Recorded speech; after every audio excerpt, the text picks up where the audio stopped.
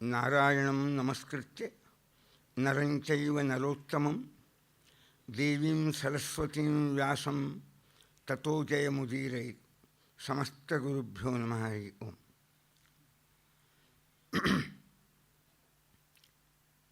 ಅರ್ಜುನನ ಎರಡು ಸ್ವಯಂವರಗಳನ್ನು ನಾವು ಕಂಡ್ವಿ. ಒಂದರಲ್ಲಿ ಚಾಣಾಕ್ಷತನ, ಇನ್ನೊಂದರಲ್ಲಿ ಪರಾಕ್ರಮ. ಒಂದು ಬುದ್ಧಿಯ ಕೆಲಸ, ಇನ್ನೊಂದು ಶಕ್ತಿಯ ಕೆಲಸ. ಮನುಷ್ಯ ಸುಭದ್ರ, ಬದುಕಿನಲ್ಲಿ ಒಳ್ಳೆಯ ಭದ್ರತೆಯನ್ನು, ಮಂಗಲವನ್ನು ಪಡೆಯೋದು ಅದು ಬುದ್ಧಿವಂತಿಕೆಯಿಂದ, ಚಾಣಾಕ್ಷತನದಿಂದ. ವಿದ್ಯೆಯನ್ನು ಪಡೆಯೋದು ಮನುಷ್ಯ ತನ್ನ ಪರಾಕ್ರಮದಿಂದ, ಪರಿಶ್ರಮದಿಂದ. ದ್ರೌಪದಿ ವಿದ್ಯಾ ಸರ್ವವಿದ್ಯಾ ದ್ರೌಪದೀತು ಯಸ್ಮಾತ್ ಶೈವ ಸರಸ್ವತಿ.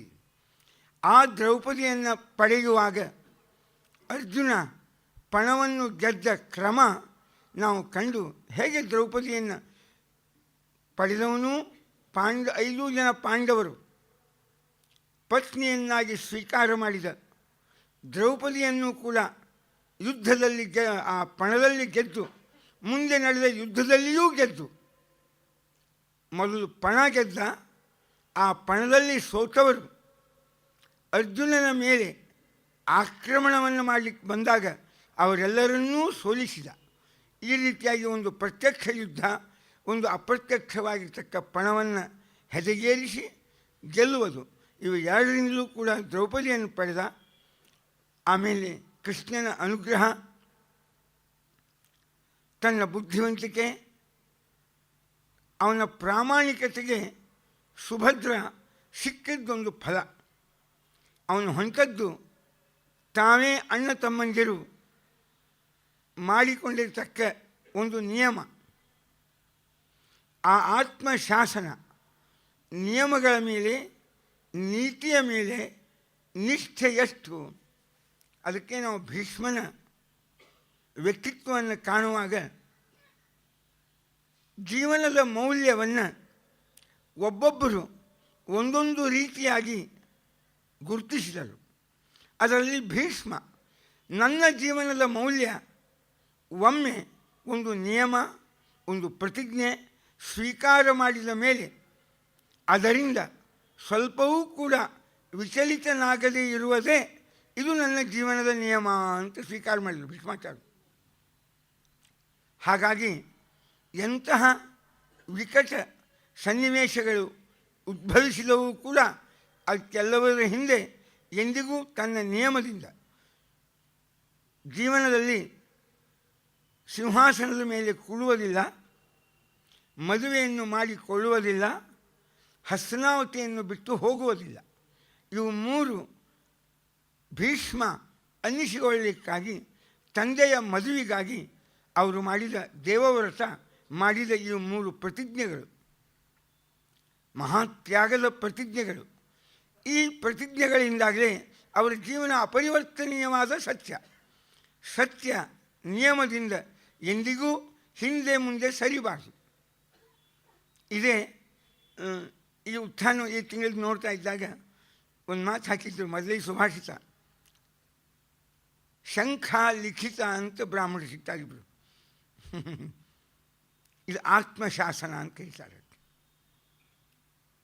ಇದು ನಮ್ಮ ಪ್ರಾಚೀನರ ಜೀವನದ ಕ್ರಮ.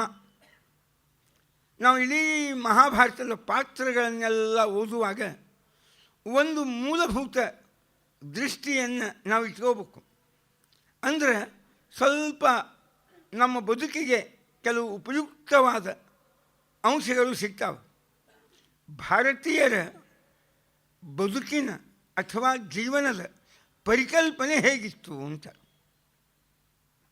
ಮಾಡಿಕೊಂಡ ನಿಯಮಗಳಿಗೆ ನಿಷ್ಠರಾಗಿ ಬಾಳುವುದು. ಇದು ಅರ್ಜುನ ಜೀವನದಾಗೂ ಕಾಣ್ತೀವಿ, ಭೀಷ್ಮಾಚಾರ್ಯ ಜೀವನದಾಗೂ ಕಾಣ್ತೀವಿ. ಪ್ರಾಯ ಯಾರು ಜೀವನದೊಳಗೆ ದೊಡ್ಡ ವ್ಯಕ್ತಿಗಳು ಆಗಿದ್ದಾರೋ ಅವರೆಲ್ಲರ ಜೀವನದಾಗ ನಾವು ಕಾಣೋದು, ಒಮ್ಮೆ ಆಡಿದ ಮಾತು ಅಥವಾ ನಂಬಿದ ಸತ್ಯ ಅಥವಾ ಸ್ವೀಕರಿಸಿದ ನಿಯಮ ಅಥವಾ ಅನುಸರಿಸಿದ ಸಂಯಮ ಅವುಗಳಿಗೆ ಕೊನೆವರೆಗೂ ನಿಷ್ಠರಾಗಿ ಬಾಳಿದರು. ಅದು ಅವರ ಬದುಕಿನ ಒಂದು ದೊಡ್ಡದಾಗಿರ್ತಕ್ಕ ತತ್ವ. ಅದಕ್ಕೆ ತತ್ವಪ್ರಧಾನ ವ್ಯಕ್ತಿಗಳು ಅಂತ ಕಾಣ್ತೀವಲ್ಲ ನಾವು, ವಿಚಾರ ಪ್ರಧಾನ ವ್ಯಕ್ತಿಗಳು ತತ್ವ ಆಗ್ತಾರೆ ಅಂದರೆ ಇದೆ. ಒಂದು ದೊಡ್ಡ ತತ್ವವಾಗಿ ಹೊರಹೊಮ್ಮಿದವರು ಭೀಷ್ಮಾಚಾರ್ಯರು. ಹೇಗೋ ತನ್ನ ನಿಯಮವನ್ನು ತಾಯಿ ಬೇಕಾದಷ್ಟು ಹೇಳಿದ್ಲು, ನಿಮ್ಮ ತಮ್ಮ ವಿಚಿತ್ರ ವೀರ್ಯ ಮರಣ ಹೊಂದಿದ್ದಾನೆ, ರಾಜ್ಯಕ್ಕೆ ಅಧಿಕಾರಿಗಳು ಯಾರೂ ಇಲ್ಲ, ಅದರಿಂದ ನೀ ರಾಜ್ಯವನ್ನು ಸ್ವೀಕಾರ ಮಾಡು. ಇಲ್ಲ, ಮದುವೆ ಮಾಡ್ಕೊ, ಹಾಗಾದ್ರೆ ಗೆದ್ದು ಬಂದವನು ನೀನೇ, ಅಂಬಾಲಿಕೆಯರನ್ನು ಮದುವೆ ಮಾಡ್ಕೊ. ಮಾಮೂತು ಭೃಷ ಸಂತಪ್ತಾ ಭವರಾಜ ಭವಸ್ವೇತಿ. ನಮ್ಮ ತಾಯಿ ತುಂಬ ಸಿಟ್ಟಿಗೆ ಬಂದಿದ್ದರು. ಅಮಾತ್ಯರು ಸೇನಾಪತಿಗಳು ಬಂದು ನನಗೆ ಸಲಹೆಯನ್ನು ಕೊಟ್ಟರು, ನೀವು ರಾಜರಾಗ್ರಿ, ಅರಾಜಕವಾಗುತ್ತೆ ರಾಜ್ಯದೊಳಗೆ ಯಾರೂ ನಿರ್ವಹಣೆ ಮಾಡುವವರು ಇಲ್ಲ ಅಂದರೆ ಅರಾಜಕವಾಗ್ತದೆ, ಹಾಗಾಗಬಾರ್ದು, ದಯವಿಟ್ಟು ನೀವು ರಾಜರಾಗ್ರಿ ಅಂತ. ಮಾಮೂತು ಅವರಿಗೆ ಸಂತಾಪ ಭಾಳ ಆಗಿತ್ತು. ಎಲ್ಲಿ ರಾಜ್ಯದೊಳಗೆ ಮೇಲಿನ ಮೇಲೆ ಕೂಗ್ತಿರ್ತಾರೆ ಪ್ರತಿಪಕ್ಷದವರು, ಏನು ಅಂದರೆ ಅರಾಜಕವಾಗಿದೆ, ಕಾಯ್ದೆ ಕಾನೂನು ಇಲ್ಲ, ವ್ಯವಸ್ಥಿತವೇ ಇಲ್ಲ ಅಂತ ಹೀಗೆ ಆಗಿಬಿಡ್ತದೆ, ನೀವು ದಯವಿಟ್ಟು ಸ್ವೀಕಾರ ಮಾಡಿ ರಾಜ್ಯ. ಬಹಳ ಆಕ್ರೋಶ ಮಾಡಿಕೊಂಡ್ರು. ಇಲ್ಲ, ನಿಯಮ ಇದು ಭೀಷ್ಮನೂ ಇಡೀ ಜೀವನದಾಗ ಪರಿಪಾಲನೆ ಮಾಡಿದ, ದ್ರೋಣಾಚಾರ್ಯರು ಅದನ್ನು ಪರಿಪಾಲನೆ ಮಾಡಿದರು ಎಷ್ಟೋ ಮಟ್ಟಿಗೆ. ಅರ್ಜುನ ಆ ನಿಯಮವನ್ನು ಪರಿಪಾಲನೆ ಮಾಡಿದ. ಇದು ಅವನ ಜೀವನದಿಂದ ಅವರ ಬದುಕಿನ ಪರಿಕಲ್ಪನೆಯೊಳಗೆ ಅವರು ಅಂಟಿಕೊಂಡ ನಿಯಮಗಳಿಗೆ ಎಷ್ಟು ಬದ್ಧರಾಗಿರ್ತಾ ಇದ್ದರು ಅಂತ. ಬದ್ಧತೆ ಇದು ಜೀವನದ ಒಂದು ದೊಡ್ಡದಾದ ಗುಣ. ನಾವು ಯಾವ ಬದ್ಧತೆಗಳನ್ನು ಇಟ್ಕೊಂಡಿಲ್ಲ ಜೀವನದಾಗ, ಆದ್ದರಿಂದ ನಾವು ನಿಶ್ಚಿಂತಿರ್ತೀವಿ. ಅಲ್ಲ, ನಮಗೆ ಯಾವ ಬದ್ಧತೆಗಳೇ ಇಲ್ಲ. ಯಾವುದಾದ್ರೂ ಅದನ್ನು ಬೇಕಾದಾಗ ಇವತ್ತು ಮಾಡೇ ತೀರಬೇಕು ಎಂಬುವ ನಾವೇ ಹಾಕಿಕೊಂಡಿರ್ತಕ್ಕ ಒಂದು ನಿಯಮ ಇತ್ತು ಅಂತಂದರೆ ಅದು ಬದ್ಧತೆ. ಅದು ಬೌಂಡ್ ಅಂತಾರೆ ಇಂಗ್ಲೀಷ್ನಾಗ, ಅದು ಬದ್ಧತೆ. ಆ ಬದ್ಧತೆ ಹೆಣ್ಮಕ್ಕಳಲ್ಲೂ ಇರಬೇಕು, ಗಂಡಸರಲ್ಲೂ ಇರಬೇಕು. ಅದು ಆಫೀಸ್ ಕೆಲಸ ಇರಲಿ, ಮನೆ ಕೆಲಸ ಇರಲಿ, ಅದು ದೇವತಾರಾಧನೆ ಇರಲಿ, ಆಧ್ಯಾತ್ಮಿಕ ಇರಲಿ, ಅಧ್ಯಯನದ ಕ್ಷೇತ್ರವಿರಲಿ, ಇಷ್ಟು ಇವತ್ತಿನ ದಿವಸ ನಾನು ಮಾಡಲೇಬೇಕು.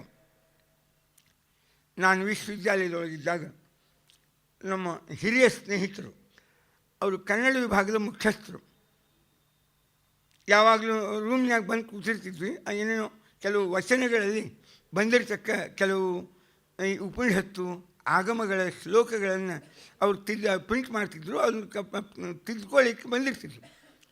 ಅವ್ರು ಸದಾ ಹೇಳ್ತಿದ್ರು ಒಂದು ಮಾತು, ಅದಕ್ಕೆ ನಮ್ಮ ಸಂಸ್ಕೃತದೊಳಗೆ ಅಥವಾ ನಮ್ಮ ವೇದ ನಮಗೆ ಒಳ್ಳೆಯ ವಿಚಾರ ಯಾವ ನಿಟ್ಟಿನಿಂದಲೇ ಬರಲಿ ಅದನ್ನು ಸ್ವೀಕಾರ ಮಾಡಬೇಕು ಎಂಬ ಔದಾರ್ಯವನ್ನು ಮೊದಲು ಕಲಿಬೇಕು ನಾವು. ಮತೀಯ ಸಂಕೋಲೆಯಿಂದ ಅಥವಾ ಈ ಜಾತಿಯ ದೃಷ್ಟಿಯಿಂದ ಬರುವ ವಿಚಾರಗಳಿಗೆ ಕಿಟಕಿ ಹಾಕಿ ಸೂರ್ಯನ ಪ್ರಕಾಶ ಒಳಗೆ ಬರಲಾದಂತೆ ಮಾಡ್ಕೋಬಾರ್ದು. ಅದಷ್ಟು ಕಿಟಕಿ ಓಪನ್ ಇರಬೇಕು. ಭದ್ರಂ ಕರ್ಣೇಭಿಶೃಣುಯಾಮ ದೇವಾಃ, ಇದು ಋಗ್ವೇದ ಸಂದೇಶ. ಆನೋ ಭದ್ರಾಃ ಕ್ರತವಃ ಯಾಂತು ವಿಶ್ವತಃ. ಜಗತ್ತಿನ ಎಲ್ಲ ನಿಟ್ಟಿನಿಂದ ಒಳ್ಳೆಯ ವಿಚಾರಗಳು ನಮ್ಮಲ್ಲಿ ಬರಬೇಕು ಅಂತ ನಾವು ವಿಚಾರಗಳ ಸಂಕಲನೆಗೆ, ಸಂಗ್ರಹಕ್ಕೆ ಮುಕ್ತ ಮನಸ್ಸಿರಬೇಕು. ಅವರು ಸದಾ ಹೇಳಬೇಕು, ನೀವು ಹಿಂಗೆ ಅವ್ಯವಸ್ಥಿತವಾಗಿ 10 ವರ್ಷ ಒಂದೊಂದು ಪುಸ್ತಕ ಶುರು ಮಾಡೋದು, ಅವೆಲ್ಲ ಈ ಗೌರ್ಮೆಂಟದ ಏನಂತಾರೆ, ಭೂಮಿ ಶಿಲಾನ್ಯಾಸ ಮಾಡಿರ್ತಾರೆ, 15-20 ವರ್ಷ ಆಗಿರ್ತಾವೆ ಶಿಲಾನ್ಯಾಸ ಮಾಡಿ, ಅದು ಅಷ್ಟೇ ಉಳಿದಿರ್ತದೆ. ಅದೇನೋ ಒಂದು ಗ್ರಾನೈಟ್ ಸ್ಟೋನ್ಯಾಗ ಅವ್ರ ಹೆಸರು ಕೆತ್ತಿ ಹಾಕಿರ್ತಾರೆ, ಅದು ಅಷ್ಟೇ ಉಳಿತದೆ, ಮುಂದೆ ಆ ಜಾರಿಯೊಳಗೆ ಬರುವುದೇ ಇಲ್ಲ. ಯಾವಾಗಲೂ ಇಂದಿರಾ ಗಾಂಧಿ ಒಂದು ಸ್ಟೀಲ್ ಪ್ಲ್ಯಾಂಟದ್ದು ಹಾಕ್ಯಾರ, ಇನ್ನೂ ಹಾಗೆ ಇಲ್ಲ ಅದು ಹೊಸಪೇಟೆ ಹತ್ತಿರ. ಇವು ಏನೋ ಶಿಲಾನ್ಯಾಸಗಳೇ, ನ್ಯಾಸ ಶಿಲಾದ್ಯ ಹೊತ್ತು ಫ್ಯಾಕ್ಟ್ರಿದಲ್ಲ. ಹಂಗೆ ನಮ್ಮ ಜೀವನದಾಗ ಈ ಅಡಿಗೆಲ್ಲ ಪೂಜೆ, ಇವು ಸಮಾರಂಭ ಏನವಲ್ಲ, ಇವೆಲ್ಲ ಬರೀ ಸಂಭ್ರಮದ ಪೂರ್ತಕ್ಕೆ, ಸಮಾರಂಭ ಪೂರ್ತಕ್ಕಿರುವ ಉತ್ಸಾಹ ಕಾರ್ಯದ ಪೂರ್ತಿಯಾಗುವವರೆಗೂ ಇರಬೇಕು, ಅದು ಕೊನೆವರೆಗೂ ಇರಬೇಕು. ಅದಕ್ಕೆ ಕೇಳಿದ್ರು, ಈ ಜನಿವಾರ ಯಾಕೆ ಹಾಕುತ್ತಾರೆ ಇವರೆಲ್ಲರೂ 3 ಮಂದಿ? ಅದೇ ಒಂದು ಬದ್ಧತೆ, ಒಂದು ಬದ್ಧತೆಯ ನೆನಪು ಆಗಬೇಕು. ಕೆಲವರು ಹಳೆ ಕಾಲಕ್ಕೆ ಇಲ್ಲೋ ಪೇಟೆಗೆ ಹೋಗುವಾಗ ಹೆಣ್ಮಕ್ಳು ಈ ಪದಾರ್ಥ ತೊಗೊಂಡ್ಬರ್ರಿ ಅಂತ ಹೇಳಬೇಕು. ಅದು ನೆನಪಾಗೋದಿಲ್ಲ ಅಂಥೇಳಿ ತಾವು ಆಗಿನ ಕಾಲಕ್ಕೂ ಧೋತಾಗಿತ್ತ ಉಟ್ಕೊಂಡಿರ್ತಿಲ್ಲ, ಅದಕ್ಕೊಂದು ಗಂಟು ಹಾಕ್ಕೊಂಡಿರ್ತಿದ್ರು, ಕರ್ಚೀಫಿಗೆ ಒಂದು ಗಂಟು ಹಾಕೋತಿದ್ರು. ಅದನ್ನು ಮುಟ್ಟಿದಾಗ ಓಹೋ ಇದನ್ನು ಹೇಳಿದ್ರು ಮನೆಯೊಳಗೆ, ಅದು ನೆನಪಾಗಬೇಕು ನಮಗೆ ಅಂತ. ಹಾಗೆ ನಾವು ಋಗ್ವೇದಂ ಪ್ರಥಮ ದೋರಕೆ ನ್ಯಸಾಮಿ, ಯಜುರ್ವೇದಂ ದ್ವಿತೀಯ ದೋರಕೆ ನ್ಯಸಾಮಿ, ಸಾಮವೇದಂ ತೃತೀಯ ದೋರಕೆ ನ್ಯಸಾಮಿ, ಅಥರ್ವಣ ವೇದ ಗ್ರಂಥವು ಆ ಗಂಟಿನೊಳಗೆ ನ್ಯಸಾಮಿ. 4 ವೇದಗಳ ಒಂದು ಬದ್ಧತೆ ಇರ್ಬೇಕು ನಮಗೆ. ಅವುಗಳಿಗೆ ಅನುಗುಣವಾಗಿ ನಾವು ಜೀವನದೋ ಬಾಳ್ತೀವಿ ನಿಯಮಗಳಿಗೆ. ಆ ನಿಯಮ ನಾವು ಸ್ವೀಕಾರ ಮಾಡಿದ ಈ ಬದ್ಧತೆಯ ನೆನಪು ಮೇಲಿನಿಂದ ಮೇಲೆ ಆಗಬೇಕು ಅನ್ನುವ ಸಾಂಕೇತಿಕವಾಗಿ ಈ ಯಜ್ಞೋಪಯುಕ್ತ ಧಾರಣ ಪುರುಷರಿಗೆ, ಮಾಂಗಲ್ಯ ಧಾರಣ ಹೆಣ್ಮಕ್ಕಳಿಗೆ. ಇದನ್ನು ಯಾರು ಕಟ್ಟ್ಯಾನಲ್ಲ, ಮಾಂಗಲ್ಯ ತಂತು ನಾನೇನ ಮಮ ಜೀವನ ಹೇತುನ ಕಂಠೇ ಬದ್ನಾಮಿ ಸುಭಗೆ ಚಿರಂಜೀವ ಮಯಾ ಸಹ ಅಂತ ಈ ಮಂತ್ರ ಅಂದು ಕಟ್ಟಿರ್ತಾನವ ಪಾಪ ಗಂಡ. ಅವನಿಗೆ ನಿಷ್ಠಳಾಗಿ ಕೊನೆವರೆಗೂ ಬಾಳಬೇಕು ಎಂಬುದು ಇದು ಭಾರತೀಯರ ಬದುಕಿನ ಪರಿಕಲ್ಪನೆ. ಅದರ ನಿತ್ಯ ನೆನಪಾಗಬೇಕು ಅಂತ ನಿತ್ಯ ಮಂಗಳಸೂತ್ರ ಮುಟ್ಕೊತಿರ್ತಾನೆ.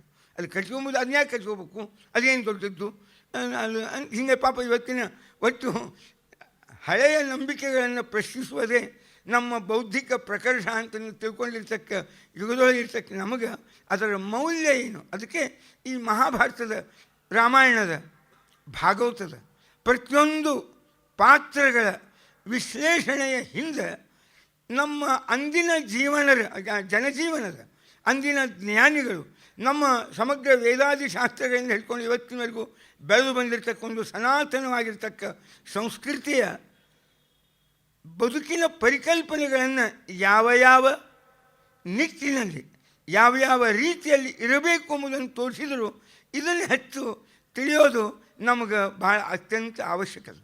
ಇದರಿಂದ ಪೂರ್ಣವಾಗಿ ನಾವು ಆ ತಿಳಿಲಿಕ್ಕಾಗಲಿ ಅನುಷ್ಠಾನ ತರಲಿಕ್ಕಂತೂ ಸಾಧ್ಯನೇ ಇಲ್ಲ. ಆದರೆ ತಿಳಿಲಿಕ್ಕಾದರೂ ಸ್ವಲ್ಪ ಯಶಸ್ವಿ ಆಗಬೇಕು ನಾವು ಅನ್ನುವ ಹಿನ್ನೆಲೆಯೊಳಗೆ ಒಂದು ಮೌಲ್ಯ, ಒಂದು ನಿಯಮ, ಒಂದು ಬದ್ಧತೆ ಅದನ್ನು ಸ್ವೀಕಾರ ಮಾಡಿದ ಮೇಲೆ ಅದಕ್ಕೆ ಅನುಗುಣವಾಗಿ ಹೇಗೆ ಬಾಳಿದರು ಭೀಷ್ಮಾಚಾರ್ಯರು, ಹೇಗೆ ಬಾಳಿದ ಭೀಮ, ಹೇಗೆ ಬಾಳಿದ ಅರ್ಜುನ.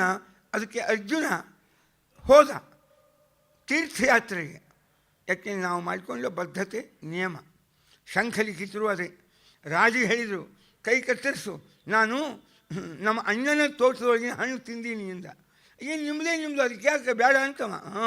ಇಲ್ಲ ನಾನು ಬ್ರಾಹ್ಮಣನ ಕೈ ಕತ್ತರಿಸೋಲ್ಲ, ಬಿಡು ನಾನೇ ಕತ್ತರಿಸೋತೀನಿ ಅಂದರು ಅವರು. ಇದೇ ಶಂಖ ಲಿಖಿತ ಅಂತ ಇಬ್ಬರು ಬ್ರಾಹ್ಮಣ ಕಥೆ ನಾವು ಕಾಣ್ತೀವಲ್ಲ, ಇದು ಆತ್ಮಶಾಸನ. ನಮಗೆ ಈ ಆತ್ಮಶಾಸನ ಅಂತೇನದ ಇದು ಬಹಳ ದೊಡ್ಡ ಗುಣ. ಇದನ್ನು ನಾವು ಮಾಡ್ಕೋಬೇಕು. ಅದನ್ನು ನಾವು ನಮ್ಮನ್ನು ಕೆಲವು ನಿಯಮಗಳಿಗೆ, ಕೆಲವು ಸಂಯಮಗಳಿಗೆ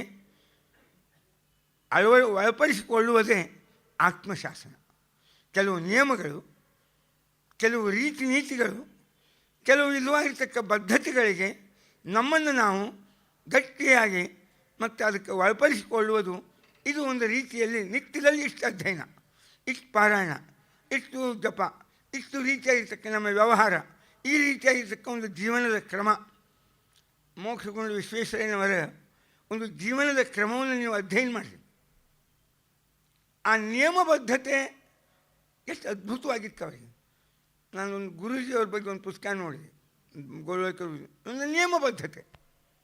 ವಿಶ್ವೇಶ್ವರಯ್ಯನವರಂತೂ ಅದು ಒಂದು ವೇಷಭೂಷ ಹಿಡ್ಕೊಂಡು ಪ್ರತಿಯೊಂದಾಗೂ ಒಂದು ಶಿಸ್ತು, ಒಂದು ನಿಯಮ. ಅಲ್ಲ, ಈ ಅಸ್ತವ್ಯಸ್ತ ಮಂದಿಗೆ ಅದೆಲ್ಲ ಅಸ್ತವ್ಯಸ್ತಂ ಸಮಸ್ತಂ ಅಂತಿದ್ದಂಗೆ, ಸಮಸ್ತವೂ ಅಸ್ತವ್ಯಸ್ತ ಇದ್ದ ಜನರಿಗೆ ಅದೇ ಒಂದು ಸೋಜಿಗ. ಅದೇನು ದೊಡ್ಡ ಅಷ್ಟು ಮಹತ್ವ ಕೊಡೋದು ಅದಕ್ಕೆ ಅಂತ ಹಿಂಗೆ ಬೇರೆ ಉಪನ್ಯಾಸ ಇದು. ಹಾಗಲ್ಲ, ಒಂದು ಪ್ರತಿಯೊಂದು ಒಂದು ಪೆನ್ ಇಡಬೇಕು. ಗೌರ್ಮೆಂಟ್ ಹಾಳಿ ಅವ್ರ ನಿಯಮ ಹೆಂಗಿರ್ತಿತ್ತು ಅಂದರೆ, ಗೌರ್ಮೆಂಟದ ಫೈಲ್ಗಳನ್ನು ನೋಡುವಾಗ ಸರ್ಕಾರದಿಂದ ಅವ್ರಿಗೆ ಕೊಟ್ಟಿರ್ತಕ್ಕ ಮೇಣಬತ್ತಿ, ಮೊಂಬತ್ತಿ ಅದನ್ನ ಇಟ್ಕೊಂಡು ಆ ಬೆಳಕಿನಾಗ ನೋಡ್ತಿದ್ರು. ಅದು ಮುಗಿದ ಮೇಲೆ ತಮ್ಮ ವೈಯಕ್ತಿಕವಾದ ಅಧ್ಯಯನ ಇತ್ತು ಅಂದರೆ ಆ ಮೊಂಬತ್ತಿ ಆರಿಸಿ ತಮ್ಮ ಬೇರೆ ಸ್ವಂತ ಮೊಂಬತ್ತಿ ಹಚ್ಕೊಂಡು ತಮ್ಮ ಸ್ವಂತದ ಫೈಲು, ತಮ್ಮ ಮನೆ ಕೆಲಸ ತಾವು ಅಧ್ಯಯನ ಮಾಡ್ತಿದ್ರು. ಅಂದರೆ ಇದು ಈ ನಿಯಮ ಪದ್ಧತಿ ಆ ಮನೆಯೊಳಗೆ ತಾವೇ ಕೂತಿರ್ತಾರೆ. ಯಾವ ಗೌರ್ಮೆಂಟ್ ಮೊಂಬತ್ತಿ ಏನು, ಅದು ಸ್ವಂತದ ಮೊಂಬತ್ತಿ, ಅದು ಮೇಣಬತ್ತಿ ಏನು ನಡಿಬೋದು, ಯಾರು ನೋಡೋರು ಯಾರು? ಅಲ್ಲಿ ಯಾರಿದ್ದಾರೆ? ಏನು ಗೌರ್ಮೆಂಟ್ ಆಫೀಸರ್ ಇದ್ದಾರೆ? ಇನ್ನೂ ಲೋಕಾಯುಕ್ತ ಪಾಕಾಯುಕ್ತ ಹುಟ್ಟಿದ್ದಿಲ್ಲ. ಅಪರಾಧ ಹೆಚ್ಚಾದ ಮೇಲೆ ಲೋಕಾಯುಕ್ತರು ಹುಟ್ಟಾರು. ಇಷ್ಟು ಇವು ಯಾವ ಇದ್ದಿದ್ದೇ ಇಲ್ಲ. ಇರದೇ ಇದ್ದಾಗಲೂ ಕೂಡ ಮಂದಿದ್ದಾಗಷ್ಟೇ ನಿಯಮಕ್ಕೆ ಅನುಗುಣವಾಗಿ ನಾನು ಇದ್ದೀನಿ ಅಂತ ತೋರಿಸೋದಲ್ಲ. ಯಾರು ಇರದೇ ಇದ್ದಾಗ ಅವನೇ ತನ್ನ ಜೀವನದೊಳಗೆ ಒಂದು ನಿಯಮಕ್ಕೆ ಒಂದು ದೇವರು ಅನ್ನುವ ಪರಿಕಲ್ಪನೆ ಒಳಗೆ ಈ ನಿಯಮ ಅದೇ ನನ್ನ ದೇವರು, ಅದು ನೋಡ್ತಿರ್ತಾನವ ಅಂತ ತಾನೇ ಹಾಕಿಕೊಂಡ ನಿಯಮಗಳಿಗೆ ತಾನು ಬದ್ಧನಾಗಿ ಏನು ಬಾಳ್ತಾರಲ್ಲ, ಇದು ಜೀವನದ ಬದುಕಿನ ಪರಿಕಲ್ಪನೆ ಆಯಿತು. ಇದನ್ನು ನಾವು ಭೀಷ್ಮರ ಜೀವನದೊಳಗೆ, ಅರ್ಜುನನ ಜೀವನದೊಳಗೆ ಅದಕ್ಕೊಂದು ಸಂಕೇತವಾಗಿಯೇ ಅರ್ಜುನ ಈ ತೀರ್ಥಯಾತ್ರಾದಿಗಳಿಗೆ ಹೋದಂಥ ಒಂದು ಪ್ರಸಂಗವನ್ನು ನಾವು ಕಂಡ್ವಿ. ಹಾಗೆ ಧರ್ಮರಾಜನ ಜೀವನದಾಗ, ಅದರಂತೆ ಭೀಮನ ಜೀವನದೊಳಗೆ ಕಲಿತ ವಿದ್ಯೆಯನ್ನು ಮಾರಿ ಉಪಜೀವನ ಮಾಡಬಾರ್ದು. ಇದು ಭೀಮ ಸ್ವೀಕಾರ ಮಾಡಿದ ಒಂದು ನಿಯಮ. ನನ್ನ ವಿದ್ಯೆ ದಾನ ಮಾಡ್ತೀನಿ, ಅದರ ಉಪಜೀವನಕ್ಕೆ ಸಾಧನವನ್ನಾಗಿ ಮಾಡ್ಕೊಂಬೋದಿಲ್ಲ. ನಮ್ಮ ಮನುಸ್ಮೃತಿ ಯಾಜ್ಞವಲ್ಕ್ಯ ಸ್ಮೃತಿಯೊಳಗೆ ವೈದ್ಯರು ರೊಕ್ಕ ತೊಗೊಂಡು ಅದನ್ನು ಉಪಜೀವನದ ಸಾಧನೆ ಮಾಡ್ಕೋಬಾರ್ದು ಅಂತ ಕಂಡೀಷನ್ ಅದ. ಇದು ಹೇಳಿದ್ರೆ ಕಷ್ಟ ಆಗ್ತದೆ ಇವತ್ತು. ಅದೇನು ದೊಡ್ಡ ಸಾಧನ ಆಗ್ಯದ. ಶಿಕ್ಷಣ ದೊಡ್ಡ ಇವತ್ತು ಭಾರಿ ಹಿಂಡುವ ದನ ಅಂತ ಕರೀತಾರೆ. ಹಿಂಡುವ ದನ ಅಂದರೆ ಭಾರಿ ಹಿಡ್ಕೊಳ್ಳಿಕ್ಕೆ ಬರುವ ಜರ್ಸಿ ಆಕಳು ಅಂದರೆ ಯಾವ್ಯಾವುದು ಅಂದರೆ ಈ ಎಜುಕೇಷನಲ್ ಇನ್ಸ್ಟಿಟ್ಯೂಟ್ಸು ಅಂದರೆ ಶಿಕ್ಷಣ ಸಂಸ್ಥೆಗಳು.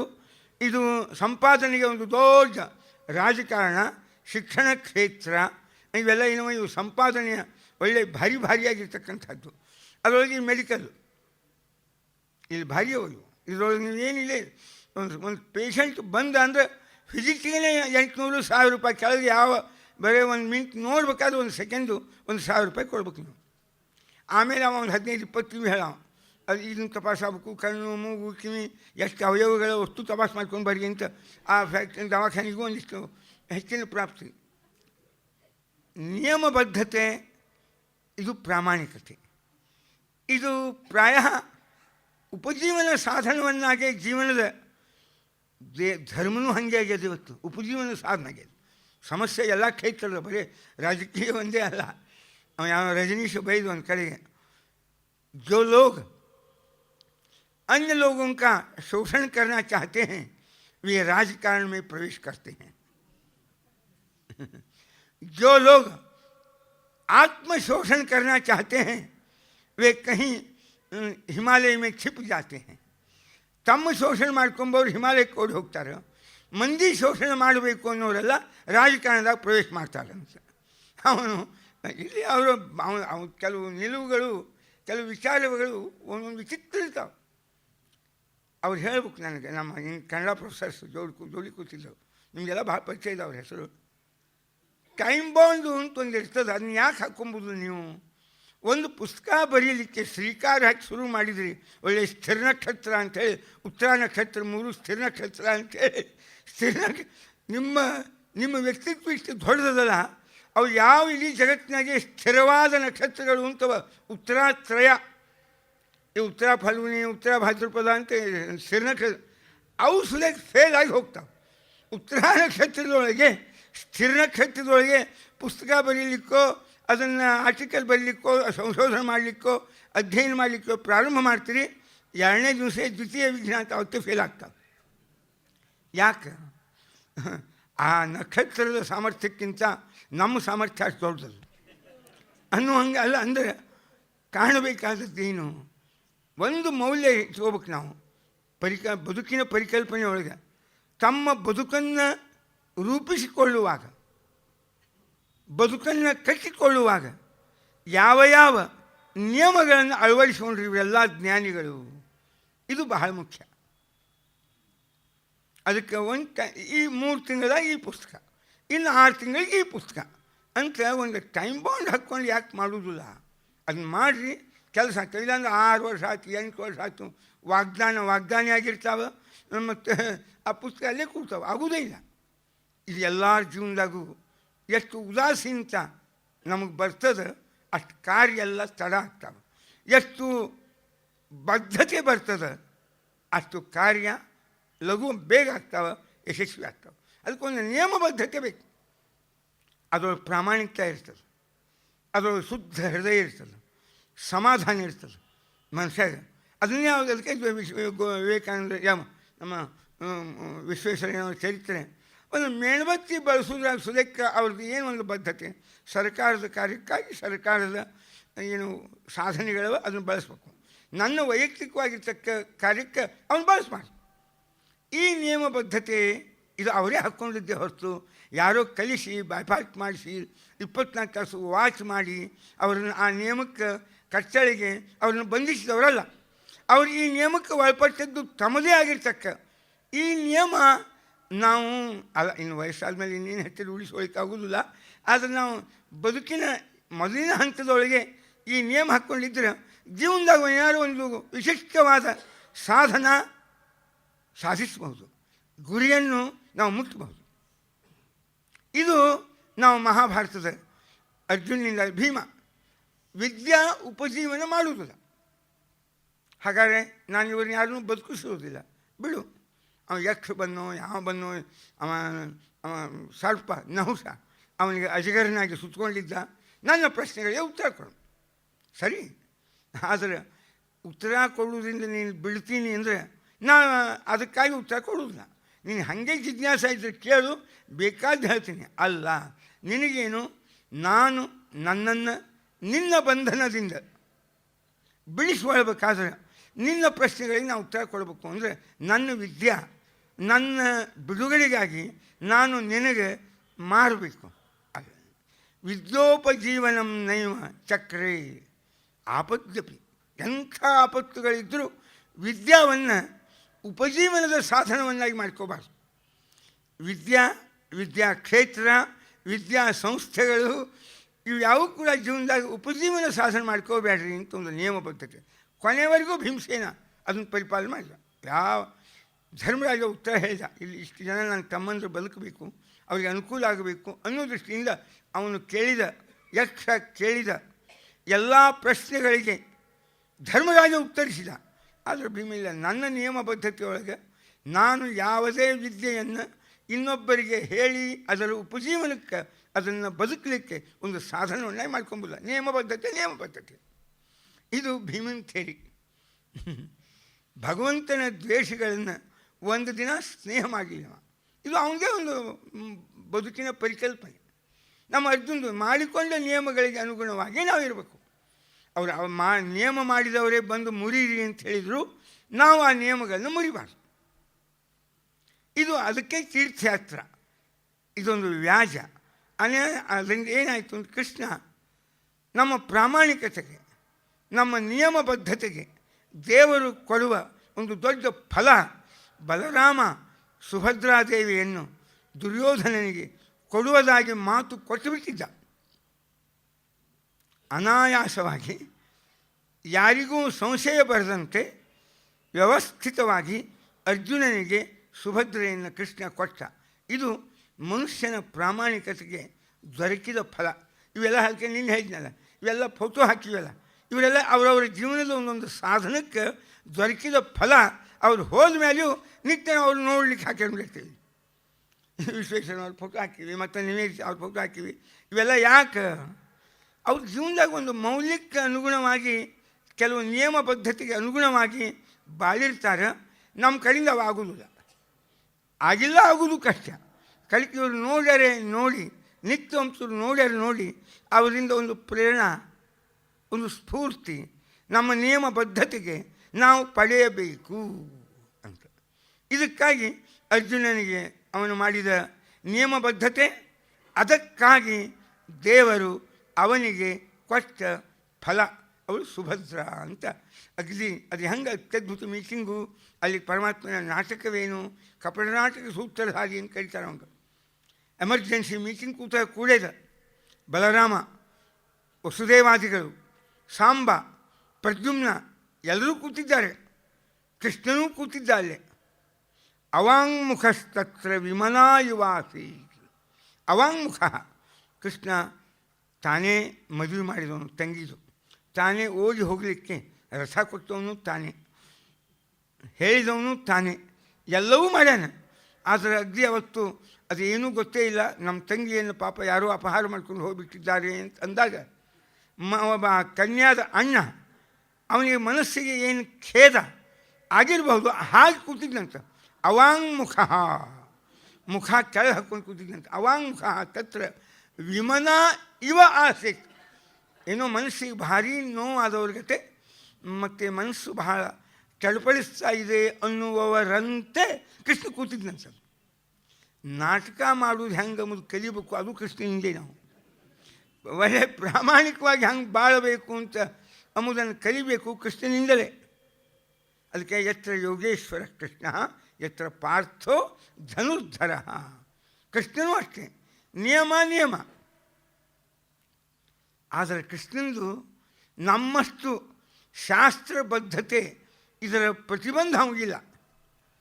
ಅವನ ದೃಷ್ಟಿ ದೊಡ್ಡವರಿಗೆ ಎಲ್ಲರೂ ಅವ್ರ ದೃಷ್ಟಿಯೊಳಗಿರ್ತಾರೆ, ಸಣ್ಣವರಿಗೆ ನಮ್ಮ ವೈಯಕ್ತಿಕವಾದ ಜೀವನ ಮಾತ್ರ ನಮಗೆ ದೃಷ್ಟಿಯೊಳಗಿರ್ತದೆ. ಅದಕ್ಕೆ ನಾವು ನಮ್ಮನ್ನು ವೈಯಕ್ತಿಕವಾಗಿ ನಿಯಮಗಳಿಗೆ, ಬದ್ಧತೆಗೆ ನಾವು ಅಳವಡಿಸಿಕೊಳ್ಳುವುದು ನಮಗೆ ಅನಿವಾರ್ಯ. ಅವನೇನು ಸರ್ವೋತ್ತಮ, ಸತ್ಯಂ ಜ್ಞಾನಂ ಅನಂತಂ ಬ್ರಹ್ಮ. ಅವನಿಗೆ ಅದನ್ನು ಹೆಂಗೆ ತೋರಿಸಿದ? ರಾಮಾವತಾರದೊಳಗೆ ನಿಯಮ ಪದ್ಧತಿಯನ್ನು ನೋಡಿದ, ಏಕಪತ್ನಿ ವ್ರತಸ್ಥ. ಕೃಷ್ಣಾವತಾರದಿಂದ ಇಲ್ಲ ಎಷ್ಟು ಜನ ಭಕ್ತರು ನನ್ನ ಬಳಿಯಲ್ಲಿ ಬಯಸಿ ಬರ್ತಾರೆ, ನಾನು ಎಲ್ಲರಿಗೂ ಒಳ್ಳೆಯದನ್ನು ಮಾಡುವವನೇ. ಅದಕ್ಕಾಗಿ ಎಂಥದ್ದೇ ನಿಯಮಗಳಿರಲಿ, ಅದು ಎಲ್ಲ ಯತ್ ಸತಾಂ ಹಿತಮತ್ಯಂತಂ ತತ್ ಸತ್ಯಂ ಇತಿ ಚಕ್ಷತೆ. ಯಾವ ಮಾತು ಕೃತಿಗಳಿಂದ ಎಲ್ಲರಿಗೂ ಒಳ್ಳೆಯದಾಗುತ್ತೆ ಅದೇ ನನ್ನ ಜೀವನದ ಸತ್ಯ. ಇದು ಕೃಷ್ಣನ ಪರಿಭಾಷೆ.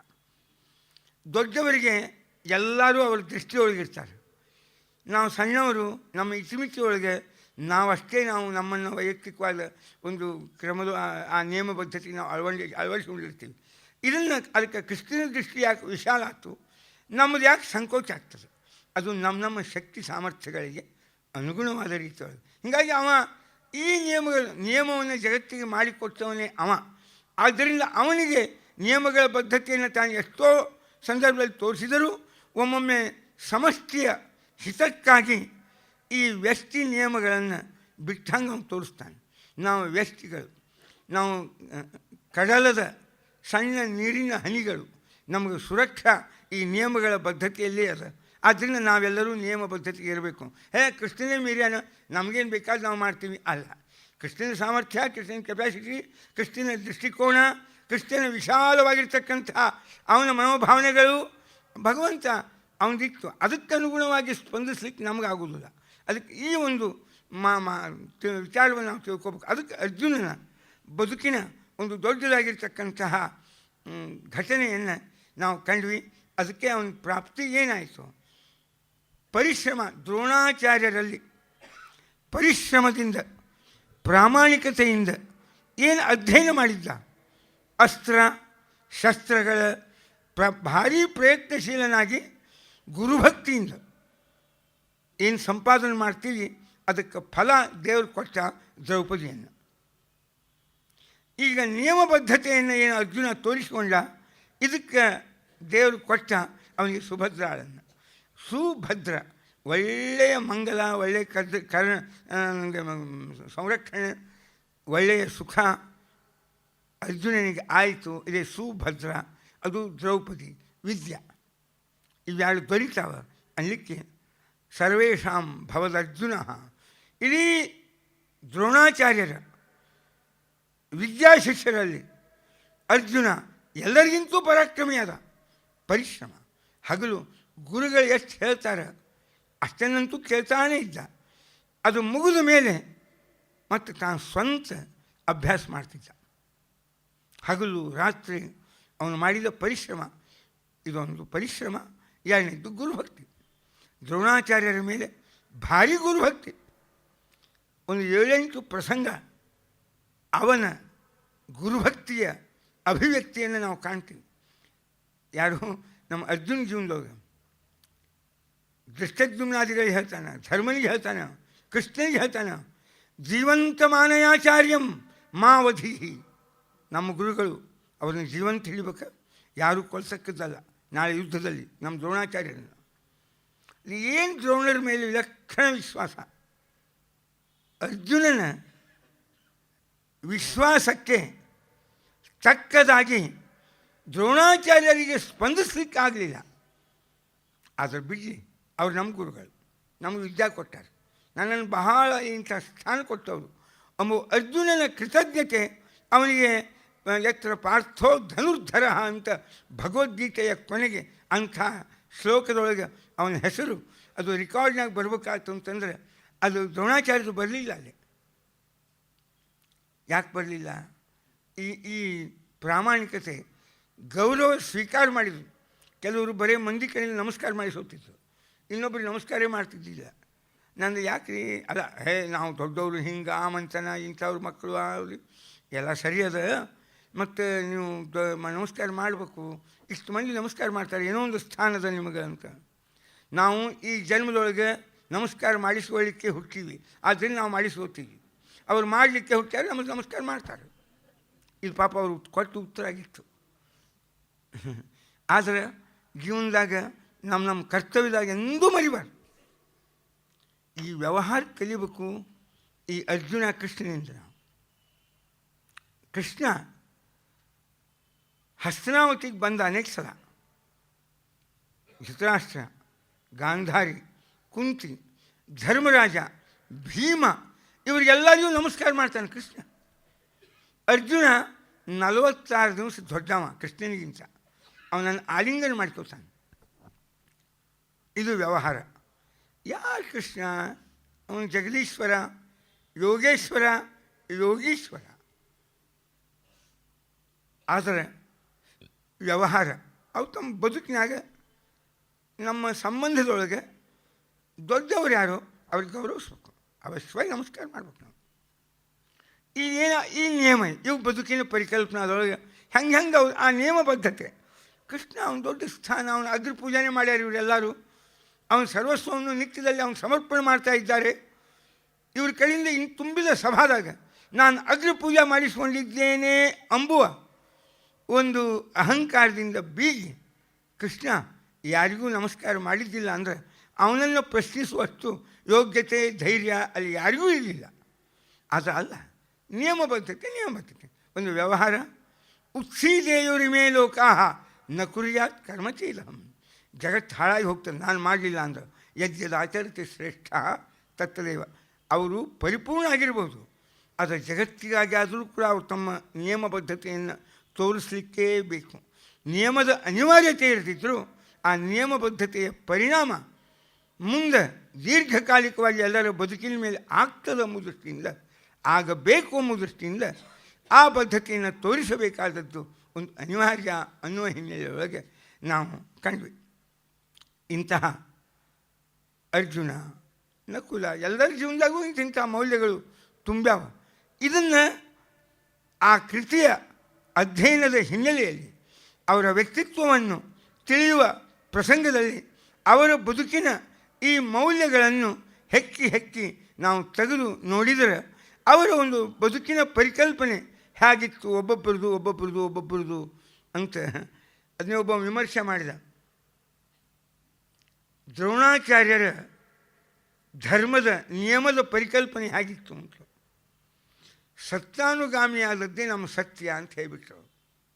ಸತ್ತಾನುಗಾಮಿ ಅಂದರೆ ಯಾವುದು ರೂಲಿಂಗ್ ಪಾರ್ಟಿ ಅದೇ ನಮ್ಮ ಪಾರ್ಟಿ ಅಂತ. ಹಂಗಲ್ಲ. ಭೀಷ್ಮರು ಅಪರಿವರ್ತನೀಯವಾದದ್ದೇ ನನ್ನ ಜೀವನದ ಸತ್ಯ ಅಂತ. ಹೀಗೆ ಒಬ್ಬೊಬ್ಬರು ಒಂದೊಂದು ರೀತಿ ಕಂಡರು. ಅದರ ಯಶಸ್ವಿಯಾದದ್ದು ಯಾವ ಮೌಲ್ಯ, ಯಾವ ಪರಿಕಲ್ಪನೆ, ಯಾವ ನಿಯಮಬದ್ಧತೆ ನಮಗೆ ಫಲಕಾರಿಯಾಗುತ್ತದೆಯೋ ಅದಕ್ಕೆ ನಮ್ಮ ನಿರ್ಣಯ ಮಾಡಬೇಕಾದ್ರೆ 6 ನೋಡಬೇಕು. ಉಪಕ್ರಮ, ಉಪಸಂಹಾರ, ಅಭ್ಯಾಸ, ಅಪೂರ್ವತ, ಫಲ, ಲಿಂಗಂ ತಾತ್ಪರ್ಯ ನಿರ್ಣಯ. ಒಂದು ವಾಕ್ಯ, ಒಂದು ಘಟನೆ, ಅದರ ಅಭಿಪ್ರಾಯ ಹೀಗೆ ಅಂತ ನಾವು ನಿರ್ಣಯ ಮಾಡಬೇಕಾದ್ರೆ 6 ಕ್ರೈಟೇರಿಯಾ ಅಂತ ಕರಿತೀವಿ. ಈ ಅಳತೆಗೋಲು, ಈ ಮಾನದಂಡಗಳಿಂದ ಆ ಅಭಿಪ್ರಾಯವನ್ನು ನಾವು ನಿರ್ಧರಿಸಬೇಕು. ಉಪಕ್ರಮ, ಉಪಸಂಹಾರ, ಅಭ್ಯಾಸ, ಅಪೂರ್ವತ ಹೇಳಿ ಫಲ, ಅರ್ಥವಾದ ಫಲ ಯಾವ ರೀತಿಯಲ್ಲಿ ಇರುವುದರಿಂದ ಯಾವ ರೀತಿಯ ಫಲಗಳಾಗುತ್ತವೆಯೋ ಅದು ಯಶಸ್ವಿಯಾದ ಜೀವನದ ಕ್ರಮ. ಇದನ್ನೆಲ್ಲ ನಾವು ಒಬ್ಬೊಬ್ಬರ ಜೀವನದಾಗೂ ನೋಡಬೇಕು, ಅಂದು ನೋಡಬೇಕು, ಇಂದು ನೋಡಬೇಕು. ಕೆಟ್ಟದ್ದನ್ನು ಯಾರು ಮಾಡಿದರು ಅವ್ರ ಜೀವನದಾಗ ಅತ್ಯುತ್ಕಟೈ ಪುಣ್ಯ ಪಾಪೈ ಸದ್ಯೈವ ಫಲಮಸ್ತುತೆ. ನಮ್ಮ ಪುಣ್ಯ ಪಾಪ ಸ್ವಲ್ಪ ಉತ್ಕಟ ಹೈ ಲೆವೆಲ್ನಾಗ ಆಗಿದ್ದರೆ ಅದರ ಫಲ ಆ ಮುಂದಿನ ಜನ್ಮಕ್ಕಂತೇನು ಇರುವುದಿಲ್ಲ. ಇದೇ ಜನ್ಮದಾಗೆ ನಾವು ಅದು ಅನುಭವಿಸ್ಬೇಕಾಗ್ತದೆ. ಇದೇ ಜನ್ಮದಾಗೂ ಪಿ ಎಮ್ಮು ಹೌದು, ಸಿ ಎಮ್ಮು ಹೌದು, ಇದೇ ಜನ್ಮದಾಗ ಜೈಲಿಗೆ ಹೋಗೋದು ಹೌದು, ಎರಡೂ ಯಾವ ಕಾಲಕ್ಕೆ ಆಗ್ತಾವೆ. ಇದು ಯಾಕೆ? ಇದು ಭಗವಂತನ ಗೌರ್ಮೆಂಟ್ನ್ಯಾಗ ಇದೇ ಫಲ. ಹಾಗಾದರೆ ಯಾವ ಕ್ರಮ ಅಯೋಗ್ಯ, ಯಾವ ಕ್ರಮ ಯೋಗ್ಯ ಎಂಬುವ ನಿರ್ಣಯ ಮಾಡಲಿಕ್ಕೆ ಜಗತ್ತಿನ ಎಲ್ಲ ಅಂದಿನ ಇಂದಿನ ಮುಂದಿನ ಎಲ್ಲ ಇತಿಹಾಸಗಳು ಧರ್ಮ ಅಧರ್ಮ ಪುಣ್ಯ ಪಾಪ ಇವುಗಳ ಕಾರ್ಯಕಾರಣ ಭಾವ, ಅದರದ್ದು ಕಾಸ್ ಆ್ಯಂಡ್ ಇಫೆಕ್ಟ್ ಅಂತ ಏನಂತೀರಿ, ಈ ಕಾರ್ಯಕಾರಣ ಭಾವವನ್ನು ನಿರ್ಣಯ ಮಾಡುವ ಒಂದು ಪ್ರಯೋಗಶಾಲಾ ಅಥವಾ ವೇದಿಕಾ ಅಂದರೆ ಹಿಂದಿನ ಇಂದಿನ ಮುಂದಿನ ಇತಿಹಾಸವನ್ನು ಈ ಕಾರ್ಯಕಾರಣ ಭಾವಗಳ ನಿಶ್ಚಯ ಮಾಡಿಕೊಳ್ಳಿಕ್ಕಾಗಿರ್ತಕ್ಕ ಒಂದು ಪ್ರತ್ಯಕ್ಷ ವೇದಿಕೆಯ ರೂಪದೊಳಗೆ ನಾವು ಇತಿಹಾಸವನ್ನು ನಂಬಿದವರು, ತಿಳಿದವರು, ವಿಶ್ಲೇಷಿಸುವವರು ನಮ್ಮ ಭಾರತೀಯ ಒಂದು ಸಂಪ್ರದಾಯ. ಅದಕ್ಕೆ ನಾವು ರಾಮಾಯಣ ಮಹಾಭಾರತ ಎಂದಾಗಿ ಹೋಗ್ಯಾವೋ ಯಾರಿಗೂ ಗೊತ್ತು, ಅದನ್ನ ಯಾಕೆ ಅಂತ ಹೋಗ್ಬೇಕು ಅಂತ ಪಾಪ ಕೆಲವರಿಗೆ ಉದಾಸೀನತೆ ಅಲ್ಲ. ಅದು ನಮಗೆ ಪ್ರತಿಕ್ಷಣ ಬರುವ ಲಾಜಿಕ್ ಹೊಂಟಿದ್ದೇ ಸಂಶಯ ಎಂಬುದು ಒಂದು ಮನುಷ್ಯನ ಸಹಜ ಪ್ರವೃತ್ತಿಯ ನಿವಾರಣೆಗಾಗಿ. ತರ್ಕಶಾಸ್ತ್ರ ಲಾಜಿಕ್ ಅಂತ ಒಂದದ, ಇಡೀ ನಮ್ಮ ಸಂಸ್ಕೃತಿನೊಳಗೂ ಅದ, ಈಗೂ ಅದ ಲಾಜಿಕ್ ಅಂತ. ವಿದೇಶಿಯರ ಜೀವನದಾಗೂ ಅವರು ದೊಡ್ಡ ದೊಡ್ಡ ತಾರ್ಕಿಕರಾಗಿ ಹೋಗ್ಯಾರ. ಭಾಳ ದೊಡ್ಡ ಗ್ರೀಕ್ ವಿಚಾರಗಳಲ್ಲೆಲ್ಲ ದೊಡ್ಡ ದೊಡ್ಡ ಫಿಲಾಸಫರ್ಸು ತರ್ಕ, ಯುಕ್ತಿ, ಲಾಜಿಕ್ಕು ಇದನ್ನು ಪ್ರಮಾಣ ಅಂತ ಒಪ್ಪಬೇಕೇನು ಅಂತ. ನಮ್ಮಲ್ಲಿ ಅದ ಕಣಾದ ಇತ್ಯಾದಿಯಿಂದ ಪ್ರವರ್ತಿತವಾಗಿರ್ತಕ್ಕಂತಹ ಏನು ತರ್ಕಶಾಸ್ತ್ರ ಅಂತದ, ಅನ್ನಂಭಟ್ಟನ ತರ್ಕ ಸಂಗ್ರಹ ಇತ್ಯಾದಿ ಇತ್ತೀಚಿಂದಾಗಲಿ, ಪ್ರಾಚೀನ ನ್ಯಾಯಸೂತ್ರಗಳು ಇತ್ಯಾದಿಗಳಾಗಲಿ ಇವೆಲ್ಲ ಏನು ಹೇಳ್ತಾವೆ? ಗೌತಮವಾದಿಗಳಿಂದ ಪ್ರಣೀತವಾದದ್ದು. ಮನುಷ್ಯನ ಪ್ರತ್ಯಕ್ಷದೊಳಗೆ ಸಂಶಯ ಕಡಿಮೆ, ಅದರಿಂದ ಪ್ರತ್ಯಕ್ಷ ಏನು ಜ್ಞಾನ ಆಗ್ತವೆ ಅಲ್ಲಿ ಸಂಶಯ ಕಡಿಮೆ, ಅದು ಪ್ರತ್ಯಕ್ಷವೇ ಪ್ರಮಾಣ. ಇನ್ನು ಕೆಲವು ಅತೀಂದ್ರಿಯವಾದ ವಿಷಯಗಳು, ಆ ವಿಷಯದೊಳಗೆ ಸಂಶಯ ಹೆಚ್ಚು.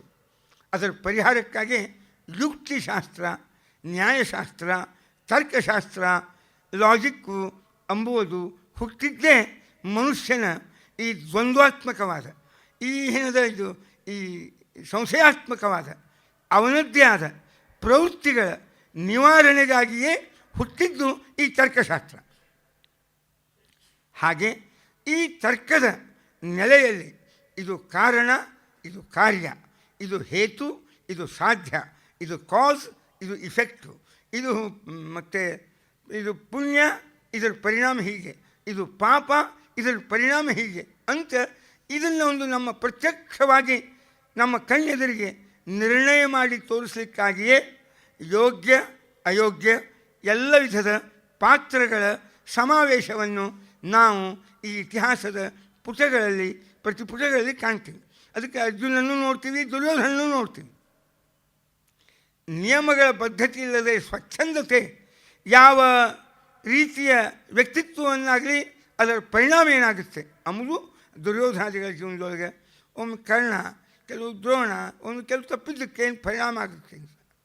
ನಿಯಮ ಬದ್ಧತೆ, ಪ್ರಾಮಾಣಿಕತೆ ಈ ಜೀವನಕ್ಕೆ ಏನು ಪರಿಣಾಮ ಆಗುತ್ತೆ ಅನ್ನುವ ಹಿನ್ನೆಲೆಯೊಳಗೆ ಈ ಪಾತ್ರಗಳನ್ನು ಇವಕ್ಕೆ ಪಾಂಡವ ಅಂತಾರೆ, ಅವಕ್ಕೆ ಕೌರವ ಅಂತ ಈ ಇತಿಹಾಸವನ್ನು ಅಧ್ಯಯನ ಮಾಡುವ, ಇತಿಹಾಸವನ್ನು ವಿಶ್ಲೇಷಿಸುವ ಇದು ಪೂರ್ವಿಕರ ಪರಿಕಲ್ಪನೆ. ಅದಕ್ಕೆ ನಾವು ಇವತ್ತಿಗೂ ಅದನ್ನು ಎಷ್ಟೇ ಕೆದಕಿದರೂ, ಎಷ್ಟೇ ನೀವು ಕೆಣಕಿದರೂ, ಎಷ್ಟೇ ಅದರಿಂದ ಹೆಕ್ಕಿ ತೆಗೆದರೂ ಇನ್ನೂ ಅದರೊಳಗೆ ರತ್ನಗಳು ಮುಗೀತು ಅಂತ ಮಾತ್ರ ಆಗುವುದಿಲ್ಲ, ತುಂಬೆ ತುಳುಕ್ತಾವೆ. ಇದು ಆ ಇತಿಹಾಸದ ಮೌಲ್ಯ. ಅದಕ್ಕೆ ಇತಿಹಾಸಕ್ಕೆ ರಿಪೋರ್ಟು ಅಂತ ಅಲ್ಲ, ಕೇವಲ ಒಬ್ಬ ಜೀವನದಾಗ ಹಿಸ್ಟ್ರಿ ಪ್ರೊಫೆಸರ್ ಆಗಲಿ, ಒಬ್ಬ ಇತಿಹಾಸದ ವಿದ್ಯಾರ್ಥಿ ಆಗಲಿ ಅವರು ಮಾತ್ರ ದೇಶದ ಪ್ರಾಚೀನವಾದ ಇತಿಹಾಸವನ್ನು ಓದಬೇಕು ಅಂತಲ್ಲ, ಇಡೀ ಜೀವನದ ಕಲ್ಪನೆಯನ್ನೇ ಪಡಿಬೇಕು ಅನ್ನೋ ವ್ಯಕ್ತಿಗಳೆಲ್ಲ ಇತಿಹಾಸವನ್ನು ಈ ದೃಷ್ಟಿಯಿಂದ, ಅದಕ್ಕೆ ನಾವು ರಾಮಾಯಣ ಭಾರತಗಳು ಏನು ಮೌಲ್ಯವನ್ನು ನಮ್ಮೆಲ್ಲರ ಜೀವನದಾಗ ಪಡೆದಾವ, ಅದರ ಜೀವಂತಿಕೆ ಏನು ಇವತ್ತಿಗೂ ಎಂಬುವ ಹಿನ್ನೆಲೆಯೊಳಗೆ ಈ ಅರ್ಜುನನ ಚರಿತ್ರೆಯಿಂದ ಕೆಲವು ಮಾತನ್ನು ನಾವು ತಿಳಿದ್ವಿ. ಇಂಥ ಅರ್ಜುನ ಎರಡಕ್ಕೆ ಫಲ ಪಡೆದ, ಒಂದು ದ್ರೌಪದಿ, ಇನ್ನೊಂದು ಸುಭದ್ರ. ಎರಡು, ಒಂದು ದೊಡ್ಡ ಜ್ಞಾನ ದೊರಕಿತು, ವಿದ್ಯಾ ದೊರಕಿತು. ಅದು ಅವನ ಬದುಕಿನ ಪರಿಶ್ರಮದಿಂದ, ಪ್ರಾಮಾಣಿಕತೆಯಿಂದ, ಗುರುಭಕ್ತಿಯಿಂದ. ಇನ್ನು ಇಡೀ ಜೀವನದಾಗ ನಿಯಮಬದ್ಧತೆ, ಒಂದು ಧರ್ಮದ ಮೇಲಿನ ವಿಶ್ವಾಸ, ತಾನೇ ಯಾರೂ ಇಲ್ಲ ಎಲ್ಲರೂ ಹೇಳಿದರೂ ಕೂಡ ತನ್ನ ನಿಯಮಬದ್ಧತೆಗಳಿಗೆ ಅನುಗುಣವಾದ ರೀತಿಯೊಳಗೆ ಬಾಳಿದ. ಅದಕ್ಕೆ ಅನುಗುಣವಾದ ರೀತಿಯೊಳಗೆ ಅವನಿಗೆ ಸುಭದ್ರ ದೇವಿ, ಕೃಷ್ಣನ ತಂಗಿ ದೊರಕಿದಳು. ಎಷ್ಟು ದುರ್ಯೋಧನ ಮೋಸ ಮಾಡಿ ಸುಭದ್ರೆಯನ್ನು ಪಡೆದು ಕೃಷ್ಣನಿಗೆ ಒಂದು ರೀತಿಯ ದಿಗ್ಬಂಧನ ಹಾಕಬೇಕು ಅಂತ ಬಯಸಿದ್ದ, ಅವು ಯಾವುದೂ ಯಶಸ್ವಿ ಆಗಲಿಲ್ಲ. ಅದಕ್ಕೆ ಇಲ್ಲಿ ಇನ್ನೊಂದು ಮಾತು ನಾವು ಇದರ ವೇಳೆ ಕಾಣಬೇಕು. ಈ ಮೌಲ್ಯಗಳ ನಿರ್ಧಾರದ ಹಿನ್ನೆಲೆಯೊಳಗೆ ಮುಂದೆ ಹೇಳಬೇಕಾಯಿತು, ಈಗ ಹೇಳ್ಬಿಡ್ತು. ಅರ್ಜುನ ವಿಚಾರ ಮಾಡಿದ, ಗೊತ್ತಾಯಿತು, ಸುದ್ದಿ ಬಂತು, ಯುದ್ಧ ಆಗೋದು ಅಂತ ನಿಶ್ಚಯವಾದ ಮೇಲೆ ವಾರ್ತೆ ಬಂತು, ಯುದ್ಧವಾಗೋದು. ದುರ್ಯೋಧನನು ಹೇಳಿದ, ನಾವು ಕ್ಷತ್ರಿಯರು, ಯುದ್ಧವಿಲ್ಲದೆ ಇನ್ನೊಬ್ಬರಿಗೆ ಭಿಕ್ಷಾರೂಪದಿಂದ ರಾಜ್ಯವನ್ನು ನಾವು ಕೊಡೋದಿಲ್ಲ ಅಂತ ಅವನು ಹೇಳಿದ. ಅರ್ಜುನನು ಹೇಳಿದ, ನಾವು ಕ್ಷತ್ರಿಯ ತಾಯಿಯಿಂದ ಹುಟ್ಟಿ ಬಂದವರು, ಭಿಕ್ಷೆ ಬೇಡಿ ರಾಜ್ಯವನ್ನು ಪಡೆಯುವ ಸಾಮಾನ್ಯ ವ್ಯಕ್ತಿಗಳನ್ನು ನಾವಲ್ಲ, ಯುದ್ಧದಿಂದ ಗೆದ್ದು ರಾಜ್ಯವನ್ನು ಪಡೀತೇವೆ ಅಂತ ಇವನು ಮನುಷ್ಯಾಗೂ ಬಂತು. ಬಂದಾಗ ಇಬ್ಬರೂ ಕೂಡಿ ಬಂದರು. ಅಲ್ಲ, ಮೊದಲು ಬಂದವನು ಸಾಕ್ಷಾತ್ತಾಗಿರ್ತಕ್ಕ ದುರ್ಯೋಧನ ಬಂದ ಕೃಷ್ಣನ ಬಳಿಗೆ. ಕೃಷ್ಣ ನೋಡಿದ, ಇವ್ರು ಬರ್ತಾ ಇದ್ದಾರೆ ಕಾಣಿಸ್ತಾ ಇಬ್ಬರು ಅಂಥೇಳಿ ಸ್ವಲ್ಪ ಮುಸುಗು ಹಾಕ್ಕೊಂಡ, ಮಲ್ಕೊಂಡು ಹಂಗೆ ಮಾಡಿದ. ಅವನು ಯೋಗನಿದ್ರ ಮಲ್ಕೊಂಡು ಹಂಗೆ ಮಾಡಿ ಕೃಷ್ಣ. ದುರ್ಯೋಧನ ಬಂದ, ತಲೆ ಹತ್ತಿರ ದೊಡ್ಡ ಸಿಂಹಾಸನ ಇತ್ತು, ಅದರ ಮೇಲೆ ಕೂತ್ಬಿಟ್ಟ ಇತ್ತಾಗ ಮಂತ್ರಿಗಳ ಮಕ್ಕಪಕ್ಕದಲ್ಲಿ. ಮೊದಲು ಹೊರಟಿದ್ರು ಅರ್ಜುನ ಸ್ವಲ್ಪ ತಡ ಮಾಡಿ ಬಂದ. ಹೋಗಲೇಬೇಡ. ಯಾಕೆ? ನಮ್ಮ ಅಣ್ಣ ಹೇಳಿದ್ದ, ಭೀಮ, ನಮ್ಮ ಅಣ್ಣ ಧರ್ಮರಾಜನೂ ಹೇಳಿದ್ದ, ದೇವರನ್ನು ಬೇಡಬಾರ್ದು ಅಂತ ಹೇಳಿದ್ದ. ಅದಕ್ಕೆ ಯಾಕಂದ್ರೆ ದೇವರಿಗೆಲ್ಲ ಗೊತ್ತಿರ್ತದೆ, ದೇವರು ಸರ್ವಜ್ಞ, ಭಗವಂತ ಸರ್ವಜ್ಞ. ಯಶ್ ಸರ್ವಜ್ಞ ಸರ್ವವಿತ ಯಶಜ್ಞಾನಮಯಂ ತಪಃ ಅಂತ ವಿಷ್ಣು ಸಹಸ್ರನಾಮ ಆಗಲಿ ಉಪನಿಷತ್ತಾಗಲಿ, ಭಗವಂತ ಸರ್ವಜ್ಞ, ಸರ್ವಂ ಜಾನಾತೀತಿ ಸರ್ವಜ್ಞ. ಅವನನ್ನು ಬೇಡಬಾರದು. ಇದು ಧಾರ್ಮಿಕವಾದ ನಿಯಮ, ಆಧ್ಯಾತ್ಮಿಕ ನಿಯಮ. ಭಗವಂತನಿಗೆ ಎಲ್ಲ ಗೊತ್ತಿರ್ತದೆ, ಯಾಕೆ ಬೇಡಬೇಕು? ಬೇಡುವುದು ಪರ್ಯಾಯವಾಗಿ, ನಿನಗೆ ಗೊತ್ತಿಲ್ಲ ನಾವು ಇಷ್ಟು ಉಪಕಾರ ಮಾಡಿದ್ದೇವೆ ನಿನಗೆ, ಮತ್ತು ನಿನಗೆ ಏನು ನಮಗೆ ಕೊಡಬೇಕು ಅನ್ನೋದು ಗೊತ್ತಿಲ್ಲ. 660 ಕೋಟಿ ಆಗಿದೆ ಇವತ್ತಿನ ಜಗತ್ತಿನ ಜನಸಂಖ್ಯೆ. ಯಾವಾಗ ಯಾರಿಗೆ ಏನು ಕೊಡಬೇಕು ನಿನಗಾದರೂ ಹೇಗೆ ಗೊತ್ತಾಗೋದು ಅಂತ ನಾವು ಅವನನ್ನು ಪರ್ಯಾಯವಾಗಿ ಅಜ್ಞಾನಿಯನ್ನಾಗಿ ಮಾಡಿ ಅವನ ಬೇಡೋದು. ಗುಡಿಗೆ ಹೋಗಿ ಗಂಟೆಗೆ ಬಡಿದು ಎಬ್ಬಿಸಿ, ಅವ್ನು ಮಲ್ಕೊಂಡಿದ್ದರೆ ಎಬ್ಬಿಸೋದು, ಇಲ್ಲಾಂದರೆ ಕಿವಿ ಹರಿಯೋ ಹಂಗೆ ಹೇಳಿ ಗಂಟೆಗೆ ಬಡಿದು ಅವನನ್ನು ಮತ್ತು ನೋಡಿ ಇಷ್ಟೆಲ್ಲ ಬೇಕಾಗ್ಯಾವ ನಮಗೆ ಅಂತ. ಇದು ಮಾಡಬಾರ್ದು. ನಾಯಾಚ ದೇವ ಮಾನುಷ, ಯಾರನ್ನೂ ಬೇಡಬಾರ್ದು. ಇದು ದೇವರನ್ನು ಪ್ರಾಮಾಣಿಕವಾಗಿ ನಂಬಿದವರು ಜೀವನದಾಗ ಏನು ಬರಬಾರ್ದು. ನಿನ್ನ ಚಿತ್ತ ಎನ್ನ ಭಾಗ್ಯ, ನಿನ್ನ ಚಿತ್ತಕ್ಕೆ ಬಂದದ್ದು ಎನ್ನ ಚಿತ್ತಕ್ಕೆ ಬರಲಿ ಅಂತ ಅನ್ನಬೇಕೇ ಹೊರತು ಭಗವಂತನನ್ನು ಯಾವುದೇ ಕಾರಣದಿಂದ ಬೇಡುವುದು ಇದು ನಿಯಮವಲ್ಲ, ಇದು ನೀತಿ ಅಲ್ಲ. ಇದು ಭೀಮನ್ ಥೇರಿ. ಅವನು ಇಡೀ ಜೀವನದಾಗ ದೇವರನ್ನೂ ಬೇಡಲಿಲ್ಲ, ಎಂದೂ ಬೇಡಲಿಲ್ಲ ಭಗವಂತನನ್ನು. ನಮ್ಮ ಪ್ರಾಚೀನರೆಲ್ಲ ಹಾಗೆ ಇತ್ತು, ದೇವರನ್ನು ಬೇಡ್ತಿದ್ದಿದ್ದಿಲ್ಲ. ನಾವೀಗ ಬೇಡ ಹೊರತು ಗುಡಿಗೆ ಹೋಗುವುದೇ ಇಲ್ಲ, ಗುಡಿಗೆ ಹೋಗುವುದೇ ಬೇಡಲಿಕ್ಕೆ. ಅವ್ರು ಹಂಗಲ್ಲ. ಜೀವನ ಯಾಕೆ ಬೇಡಬೇಕು? ನೀವು ಏನು ಬೇಡಿದರೂ ನಮ್ಮ ಯೋಗ್ಯತೆ, ನಮ್ಮ ಪುಣ್ಯ, ನಮ್ಮ ಪ್ರಯತ್ನ ಏತಾನ್ ಅಪೇಕ್ಷೈವ ಫಲಂ ದದಾನಿ ಇತ್ಯಸ್ಯೈವ ಸಂಕಲ್ಪ ಇತಿ ಸ್ವತಂತ್ರತ. ಅವನೊಂದು ಸಂಕಲ್ಪದ ನಮ್ಮ ಯೋಗ್ಯತೆ ನೋಡ್ತಾನೆ, ನಮ್ಮ ಮಾಡಿದ ಕರ್ಮವನ್ನು ನೋಡ್ತಾನೆ, ಒಳ್ಳೆಯದೋ ಕೆಟ್ಟದ್ದು, ನಮ್ಮ ಪ್ರಯತ್ನವನ್ನು ನೋಡ್ತಾನೆ, ನೋಡಿ ನಮಗೆ ಫಲವನ್ನು ಕೊಡ್ತಾನೆ. ಹೀಗಾಗಿ ಅವನು ಏನು ಕೊಡ್ತಾನೆ ಅದು ಸ್ವೀಕಾರ ಮಾಡೋದು ಅಷ್ಟೇ ನಮಗಿರ್ತಕ್ಕ ಬದ್ಧತೆ. ಅದಕ್ಕೂ ಹೆಚ್ಚಿಗೆ ನಾವು ಬೆಳೆಯೋದು ಆಗುವುದೇನದು. ಹರಿಚಿತ್ತ ಸತ್ಯ ಹರಿಚಿತ್ತ, ನರಚಿತ್ತಕ್ಕೆ ಬಂದದ್ದು ಲವಲೇಶ ನಡೆಯದು. ನಮ್ಮ ಪುರಂದಾಸರ ದಾಸರಾಯರ ಮಾತು. ಸದಾ ಅನ್ನದಾನವ ಬಯಸೋದು ನರಚಿತ್ತ, ಉದರಕ್ಕೆ ಅಳುವುದು ಹರಿಚಿತ್ತವಯ್ಯ ಅಂತ. ಅನ್ನದಾನ ಬಯಸ್ತೀವಿ, ಇದು ಯಾವಾಗಲೂ ಅನ್ನದಾನ ಮಾಡಬೇಕು ಅಂತ, ತಮ್ಮ ಹೊತ್ತಿಗೆ ತಾವು ತಿಳಿ ಗತಿ ಇರುವುದಿಲ್ಲ. ಇದು ನರಚಿತ್ತವಯ್ಯ ಅಂತ ಒಂದೊಂದೇ ನಮ್ಮ ಮನಸ್ಸಿನ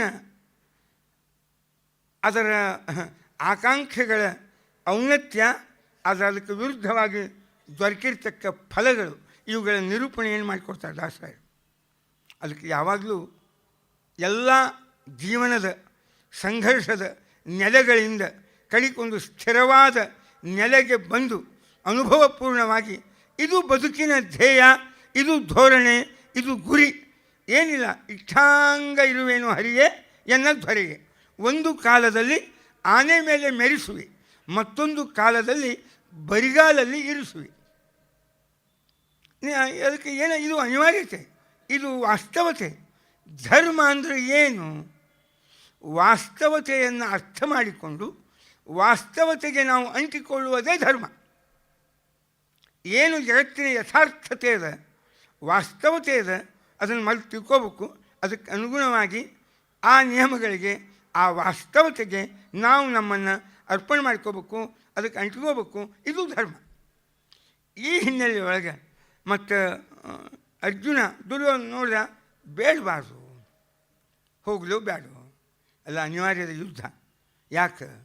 ನಿನ್ನ ಮೇಲೆ ವಿಶ್ವಾಸ ಇಟ್ಟಾರೆ, ಅದಕ್ಕೆ ನೀನು ಹೋಗು ಅಂತ ಒಳಗಿನ ಒಂದು ವಯಸ್ಸು, ಬೇಡ ಅಂತ ಬುದ್ಧಿ, ಹೋಗು ಅಂತ ಮನಸ್ಸು. ಬುದ್ಧಿ ಹೇಳ್ತು, ನೀವು ಭೀಮನು ಥೇರಿ ಕೇಳಿಲ್ಲ, ಅವ್ನು ಬೇಡಬಾರ್ದು ಅಂತ ನಾನು ಎಂದು, ಅವ್ನು ಬೇಡುವುದಿಲ್ಲ ಎಂದು ಏನೇನಿಲ್ಲ. ಇಷ್ಟು ಹಂಗೆ ಇರುವೇನೋ ಅನ್ನೋ ಮಂದಿ ಅದು ಅನಿವಾರ್ಯತೆ, ಅದು ಅವಶ್ಯಕತೆ, ಅದು ಯಥಾರ್ಥತೆ. ಬೇಡ ಅಂತ ಬುದ್ಧಿ ಹೇಳ್ತು, ವಿವೇಕ. ಇಲ್ಲಿ ಇದೇ ನಮ್ಮ ಅಣ್ಣ ಭೀಮ ನಾವು ವನವಾಸಕ್ಕೆ ಬಂದ ಕೂಡಲೇ ಹೇಳ್ದ, ದ್ರೌಪದಿ ಹೇಳುವುದರಲ್ಲಿ ಔಚಿತ್ಯ ಇದೆ. ಏನು ಔಚಿತ್ಯ ಇದೆ? 1 ವರ್ಷ ಆಯಿತು, ತಿಂಗಳಿಗೂ ಸಂವತ್ಸರ ಅಂತ ಹೆಸರು. 12 ಸಂವತ್ಸರ ಅವನು ಕಂಡೀಷನ್ ಹಾಕಿದ್ದ. 12 ಸಂವತ್ಸರ ಅಂದರೆ 12 ತಿಂಗಳು ಆಯ್ತಲ್ಲ, 12 ಸಂವತ್ಸರ ಆದ ಹಾಗೆ.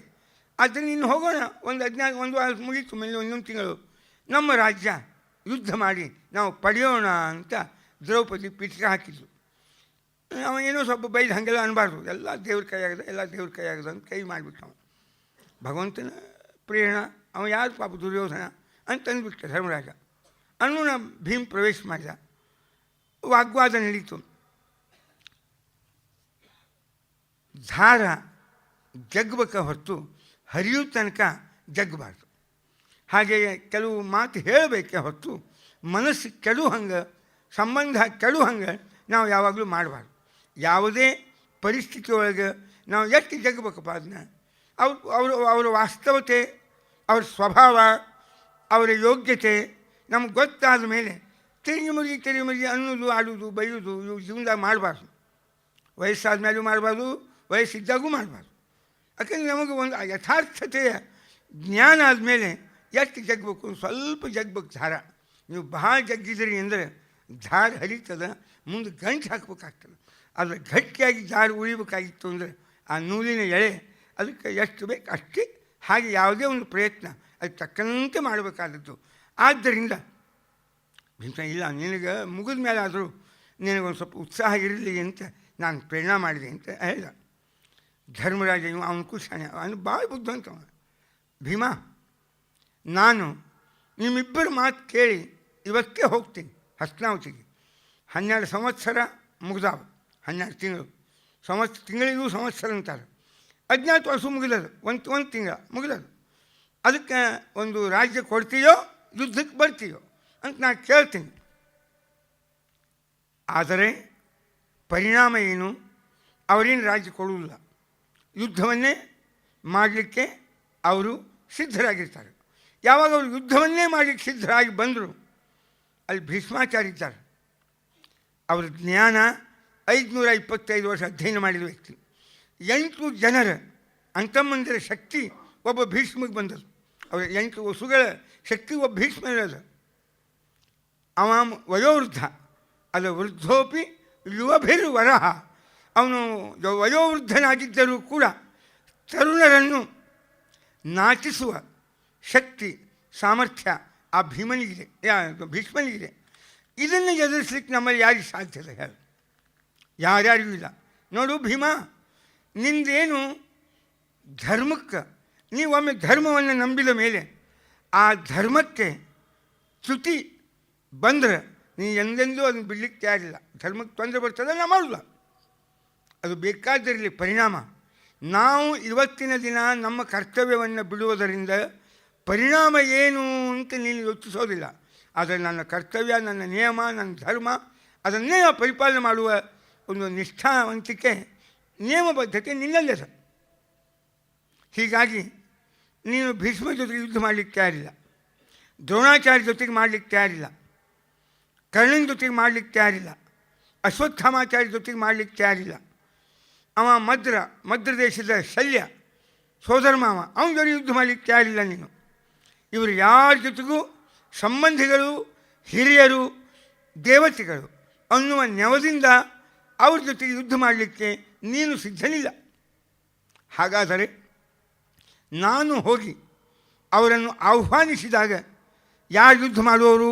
ಭೀಷ್ಮ, ದ್ರೋಣ, ಕೃಪಾಚಾರ್ಯರು, ಭೀಷ್ಮಾಚಾರ್ಯ, ದ್ರೋಣಾಚಾರ್ಯ, ಕರ್ಣ, ಅಶ್ವತ್ಥಾಮ, ಶಲ್ಯ, ಯಾರು ಮಾಡೋರು ಇವರೆಲ್ಲರ ಜೊತೆಗೆ ಯುದ್ಧವನ್ನು ಅಂತ ಕೇಳಿದ ಧರ್ಮರಾಜ. ಭೀಮ, ನಿನ್ನ ಕೈಲಿಂದ ಆಗುವುದಿಲ್ಲ. ಹೀಗಾಗಿ ನನಗಾಗಲಿ ನಿನಗೆ ನಿನ್ನ ಧರ್ಮ ಉಳಿಬೇಕು, ನನಗೆ ನಮ್ಮ ರಾಜ್ಯ ಸಿಗಬೇಕು, ನಮ್ಮ ಕರ್ತವ್ಯ ನಾವು ಸಿಗಬೇಕು, ನಮ್ಮ ಹಕ್ಕು, ನಮ್ಮ ರಾಜ್ಯ ಸಿಗಬೇಕು. ಇದು ನನ್ನ ಅಪೇಕ್ಷೆ. ಆದ್ದರಿಂದ ಅನಿವಾರ್ಯದ ನಾವಿಬ್ಬರೂ ಒಬ್ಬ ವ್ಯಕ್ತಿಯ ಮೇಲೆ ವಿಶ್ವಾಸವನ್ನು ಇಡಬೇಕಾಗಿದೆ. ಒಬ್ಬ ವ್ಯಕ್ತಿಯನ್ನು ಭೀಷ್ಮ, ದ್ರೋಣ, ಕರ್ಣ, ಅಶ್ವತ್ಥಾಮ, ಶಲ್ಯ ಇವರೆಲ್ಲರ ಜೊತೆಗೂ ಯುದ್ಧ ಮಾಡಲಿಕ್ಕಾಗಿ ಒಬ್ಬ ವ್ಯಕ್ತಿ ಇವತ್ತು ನಮಗೆ ಆಲಂಬನ, ಆಧಾರ, ಆಶ್ರಯ, ಅವನೇ ಅರ್ಜುನ. ಆದ್ದರಿಂದ ಇವತ್ತಿನ ಈ ಮಟ್ಟದೊಳಗೆ ಅರ್ಜುನನನ್ನು ನಾನು ಆ ಯುದ್ಧದೊಳಗೆ ಭೀಷ್ಮ ದ್ರೋಣಾದಿಗಳನ್ನು ಗೆಲ್ಲಲಿಕ್ಕೇನು ಬೇಕು ಅಷ್ಟು ಪರಿಪಕ್ವತೆ ಆಧ್ಯಾತ್ಮಿಕವಾಗಿ, ಬೌದ್ಧಿಕವಾಗಿ, ಪುಣ್ಯದಿಂದ, ಪರಿಶ್ರಮದಿಂದ, ದೊಡ್ಡವರ ಅನುಗ್ರಹದಿಂದ ಏನು ಬರಬೇಕು ಅದಿನ್ನೂ ಬಂದಿಲ್ಲ ಅರ್ಜುನನಿಗೆ. ಅದಕ್ಕಾಗಿ ಒಂದು 12 ವರ್ಷ ನಾನು ಕಾಯೋದು. ಅದಕ್ಕೆ ಒಂದು ನಿಯಮಬದ್ಧತೆ 12 ವರ್ಷ ಅಂತ ಮಾತಾಡೀವಿ. ಅದನ್ನು ಶಬ್ದಗಳಿಗೆ ವ್ಯತ್ಯಾಸ ಮಾಡಿ ಸಂವತ್ಸರ ಅಂದ್ರೆ ನಾವು ಅವತ್ತು ವರ್ಷ ಅಂತ ಅಭಿಪ್ರಾಯದವರು ಮಾತಾಡಿದ್ದೇವೆ. ಈಗ ಅದನ್ನು ತಿಂಗಳ ಅಂತ ಪರಿವರ್ತನೆ ಮಾಡ್ಕೊಂಡು ನಾನು ಹೋಗೋದು, ಇದು ನನ್ನ ಹೃದಯಕ್ಕೆ ಒಪ್ಪುವ ಮಾತಲ್ಲ. ಇದು ಒಂದು. ನಂಬರ್ 2, ಇದರೊಳಗೆ ನಿನ್ನ ಧರ್ಮ ಉಳಿಬೇಕು, ಅದನ್ನು ಕೆಡಿಸ್ಲಿಕ್ಕೆ ನಾನು ತಯಾರಿಲ್ಲ. ನಿನಗೊಂದು ಪ್ರೆಷರ್ ಹಾಕಿ ನೀನು ನಿನ್ನದೇ ಆಗಿರ್ತಕ್ಕ ನಿಯಮಗಳನ್ನು ಮೀರಿ ಇವತ್ತು ಯುದ್ಧಕ್ಕೆ ಬಾ ಅಂತ ನಾನು ಕರಿಬಹುದು. ನೀನು ತಯಾರಿಲ್ಲ, ನಿನ್ನ ಕೈಲಿ ಯಾಕೆ ನಿನ್ನ ಇಟ್ಕೊಂಡಿರ್ತಕ್ಕ ನಿಯಮಗಳನ್ನು ಮುರಿಸ್ಬೇಕು? ಆದ್ದರಿಂದ ಇನ್ನು ಹಾಗಾದರೆ ನಮಗೆ ಏನು ಬಲ? ಆಧ್ಯಾತ್ಮಿಕ ಬಲ, ಭಗವದ್ ಅನುಗ್ರಹದ ಬಲ, ಶಸ್ತ್ರಾಸ್ತ್ರಗಳ ಬಲ ನಮಗೆ ಬೇಕು. ಅದು ಅರ್ಜುನನಿಗೆ ಬರಬೇಕು. ಅವನಿಂದಲೇ ನಾವು ಇದನ್ನೆಲ್ಲ ಸಾಧಿಸುವವರು. ಇದನ್ನು ತಿಳ್ಕೋ. ಅರ್ಜುನ ನನಗೆ, ನಿನಗೆ, ನಮ್ಮ ಪಾಂಡವರಿಗೆ ಯುದ್ಧದೊಳಗೆ ಪ್ರಧಾನವಾದ ಸಾಧನ. ಆದ್ದರಿಂದ 12 ವರ್ಷ ಅವನನ್ನು ಖಾಲಿ ಕೂಡಿಸೋದೇ ಇಲ್ಲ. ಖಾಲಿ ಕೂಡುವ ವ್ಯಕ್ತಿನೂ ಅಲ್ಲ ಅವನು. ನಾವು ಹಳೇ ಪಂಡಿತರು ನೋಡ್ತಿದ್ದೆ, ಅವರು ಇವತ್ತು ಓದದೇ ಇರ್ತಿದ್ದೇ ಇರ್ತಿದ್ದೆ. ಯಾವಾಗಲೂ ಎಲ್ಲ ಏನೋ ಹಟ್ಟಿ ಹೊಡಿತಿದ್ರು. ಅವ್ರೇನು ಒಂದು ಪೇಪರ್ ತುಣುಕ್ ಸಿಕ್ಕರು ಅದನ್ನು ಓದ್ಕೊಡ್ತಿದ್ರು. ಅದು ಸಹ ಅರ್ಥ ಹೋಗಂಗಿಲ್ಲ 1 ಮಿನಿಟು. ಹಂಗೆ ಓದೋದು ಕಷ್ಟ ಅವ್ರಿಗೆ. ಹಂಗೆ ನಮ್ಮ ಅರ್ಜುನಿಗೆ ಖಾಲಿ ಕೂಡು ಮನುಷ್ಯನೇ ಅಲ್ಲ. ಒಂದು ಪುಣ್ಯ ಸಂಪಾದನೆ ಮಾಡಬೇಕು, ಇಲ್ಲ ಒಂದು ಅಧ್ಯಯನ ಮಾಡಬೇಕು. ಇದು ಬದುಕಿನ ಪರಿಕಲ್ಪನೆ. ಇದೇ ಬದುಕಿನ ದ್ರೋಣಾಚಾರ್ಯರು ಏನೋ ಪರಶುರಾಮ ದೇವರಿಂದ ಸ್ವಲ್ಪ ಆಕಳ ತರಬೇಕು ಮಗನಿಗೆ ಒಳ್ಳೆ ಹಾಲು ಕೊಡಲಿಕ್ಕೆ ಅಂತ ಆಕಳವನ್ನು ತರ್ತೀನಿ ಬೇಡಿ ಅಂತ ಹೋದ ವ್ಯಕ್ತಿ ಏನಿಲ್ಲ ಇಲ್ಪ ವಿದ್ಯೆ ಅದ ನೋಡಿ ತಲೆಯೊಳಗೆ ಅದನ್ನು ಕೊಡ್ತೀನಿ ಬೇಕಾದ್ರೆ ತೋತೀಯ ಅಂತ ಹೇಳ್ಬಿಟ್ರು ಪರಶುರಾಮದವರು. ಎಸ್ ಅದನ್ನೇ ಕೊಡ್ರಿ ಅಂತ ಮನೆಯೊಳಗೆ ಹೆಂಡತಿ ಮಗ ಅಳಿಕ್ಕೆ ಹತ್ತಾರೆ. ತಿನ್ನಲಿಕ್ಕಿಲ್ಲ ಉಣ್ಲಿಕ್ಕಿಲ್ಲ ಅಂತ ಪರಿಸ್ಥಿತಿ ಹಿಂಗದ. ಆದ್ರದ್ದು ಹೋದಿರ್ತಕ್ಕ ದ್ರೋಣಾಚಾರ್ಯರು ಅಲ್ಲಿ 12 ವರ್ಷ ಅಧ್ಯಯನ ಮಾಡ್ಕೊಂಡು ಕೂತೇ ಬಿಟ್ಟು. ಅದು ವಿದ್ಯಾ ರುಚಿ ಇದ್ದವರಿಗೆ ಈ ಪರಿಸ್ಥಿತಿಗಳು ವಿಕಾರಗೊಳಿಸೋದಿಲ್ಲ. ನಮಗೆಲ್ಲ ಪರಿಸ್ಥಿತಿಗಳ ಅನುಕೂಲ ಆದಾಗ ನಾವು ವಿದ್ಯಾಕ್ಕೆ ಅವಕಾಶವನ್ನು ಒದಗಿಸ್ಬೋದು. ಅದು ಯಾರೋ ಹೇಳ್ದಂಗೆ ಸಮುದ್ರ ಸ್ನಾನ ಇದ್ದಂಗೆ ಅದು ತೆರಿಯೆಲ್ಲ ನಿಂತ ಮೇಲೆ ಸ್ನಾನ ಮಾಡ್ತೀನಿ ಅಂತ ಕೂತಿದ್ರಂತ ಅವು ತೆರಿ ನಿಲ್ಲಂಗಿಲ್ಲ, ಸ್ನಾನ ಹುಟ್ಟಂಗಿಲ್ಲ. ಹಂಗಾಗ್ತದೆ ಜೀವನದಾಗ ನಮ್ಗೆ ಯಾರಿಗೂ ಅಲ್ಲ. ದ್ರೋಣಾಚಾರ್ಯರಿಗೆ ಏನೇ ಇಲ್ಲಿ ಪರಿಸ್ಥಿತಿಯನ್ನು ಅದನ್ನು ಒಂದು ಕಡೆ ಸರಿಸಿ ತಮ್ಮ ನಿಯಮಬದ್ಧತೆ ತಮ್ಮ ಸಾಧನಕ್ಕೆ ಅವ್ರು ಹೆಂಗೆ ತೊಡಗಿಸ್ಕೊಂಡ್ರು ಇದು ಬಹಳ ದೊಡ್ಡದು. ಈಗ ನಮಗೆ ಇವು ಕೇಳಿಕ್ಕೆ ಚಂದವ, ಮಾಡ್ಲಿಕ್ಕೆ ಕಷ್ಟವ. ಅದು ಕೇಳಿ ಆನಂದ ಪಡುವ ಅಂತ ಹೇಳೋದು ಅಷ್ಟೇ. ಇದನ್ನು ಅದನ್ನ ನಾವೆಲ್ಲ ತರಲಿಕ್ಕೆ ಸಾಧ್ಯನೇ ಇಲ್ಲ. ಹಾಗೆ ತಂದಿದ್ರೆ ಎಲ್ಲರೂ ಫೋಟೋನು ಬರ್ತಿದ್ವು ಇಲ್ಲಿ. ಅದು ಯಾರು ಬರುವುದಿಲ್ಲ, ಯಾಕಂದರೆ ನಾವು ಕೇಳುವವರು. ನಮ್ಗೆ ಒಂದು ನಿಯಮದ ಶ್ರವಣ ಮನಕಾನಂದವಿರುವುದು. ನಾವೇನು ಶ್ರವಣ ಮಾಡ್ತೀವಿ ಅದೇ ಒಂದು ಮನುಷ್ಯಗೆ ಆನಂದ ಅನ್ನುವ ನಿಟ್ಟಿನಲ್ಲಿ ಬಂದಿರ್ತಕ್ಕವ್ರು ನಾವು. ಅರ್ಜುನ ತಾನು ನೋಡಿದ ಇನ್ನು ಮತ್ತು ನಾವು ಆದಷ್ಟು ಬೇಡಬಾರ್ದು, ದೇವರು ಇಟ್ಟಾಗೆ ಇರಬೇಕು, ಇದು ನಿಯಮ ನಿಜ. ಆದರೆ ಧರ್ಮರಾಜ ನನ್ನ ಮೇಲೆ ವಿಶ್ವಾಸ ಇಟ್ಟಿದ್ದಾನೆ.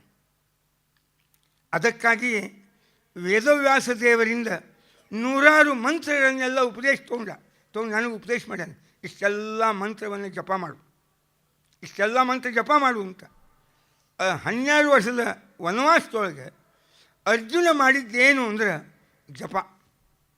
ಎರಡನೇದ್ದು ಸಾಕ್ಷಾತ್ ಶಿವ ಅವನ ಉಪಾಸನ, ಅದೇ ಪಾಶುಪತಾಸ್ತ್ರ ಅಸ್ತ್ರ ಸಾಧನ ಶಿವನ ಉಪಾಸನೆಯಿಂದ ಪಡೆದ. ಇಂದ್ರನಿಗೆ ಪಾರ್ವತಿ ಮತ್ತು ಶಿವ ಇವರೇ ಗುರುಗಳು. ಉಪನಿಷತ್ತಿನ ಇದು ಕೇನೋಪನಿಷತ್ತಿನ ಸಿದ್ಧಾಂತ. ಕೇನ ಅಂದರೆ ತಲವಕಾರ ಉಪನಿಷತ್ತು. ಅದಕ್ಕಾಗಿ ಆ ಶಿವನ ಅನುಗ್ರಹ ಪಡೆದ, ಪರಾಕ್ರಮವನ್ನು ತೋರಿಸಿ ಮೆಚ್ಚುಗೆಯನ್ನು ಪಡೆದ, ಪಾಶುಪತಾಸ್ತ್ರವನ್ನು ಪಡೆದ. ಇದು ವನವಾಸದೊಳಗೆ ಅರ್ಜುನ ಮಾಡಿರ್ತಕ್ಕ ಮೊದಲೇ ದೊಡ್ಡ ಸಾಧನ. ಶಿವನ ಕಟಾಕ್ಷ ಅನುಗ್ರಹ, ಅವನಿಂದ ಅಸ್ತ್ರಪ್ರಾಪ್ತಿ, ಇದು ಒಂದು ದೊಡ್ಡದು.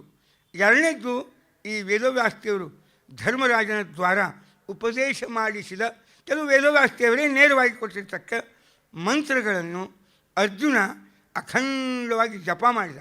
ಇದು ಎರಡನೇದ್ದು. ತನ್ನ ಚಾರಿತ್ರ್ಯ ಸಂಪನ್ನತೆಯನ್ನು ಉಳಿಸಿಕೊಂಡು ಒಳ್ಳೆಯ ತಪಸ್ವಿಯಾಗಿ ಬಾಳಿದ. ಇದು ಮೂರನೇದ್ದು. ಈ 3 ಕಾರಣಗಳಿಂದಾಗಿ ಅರ್ಜುನನ ವ್ಯಕ್ತಿತ್ವ ಘನ ವ್ಯಕ್ತಿತ್ವ ಆಗಿತ್ತು. ಮಹಾಭಾರತ ವರ್ಣ ಮಾಡ್ತದೆ. ವನವಾಸಕ್ಕೆ ಹೋಗುವಾಗ ಅರ್ಜುನನ ಮುಖದ ಮೇಲೆ ಇರ್ತಕ್ಕ ತೇಜಸ್ಸಿಗೂ ವನವಾಸ ಮುಗಿದ ಮೇಲೆ ಅರ್ಜುನ ತಿರುಗಿ ಬಂದಾಗ ಅವನ ಮುಖದ ಮೇಲೆ ಇರ್ತಕ್ಕ ತೇಜಸ್ಸಿಗೂ ಭಾರೀ ಅಂತರವಿತ್ತಂತೆ. ಭೀಷ್ಮ, ದ್ರೋಣ, ಕೃಪಾ, ಕರ್ಣ, ಅಶ್ವತ್ಥಾಮಾಚಾರ್ಯ ಅಂತಾರೆ.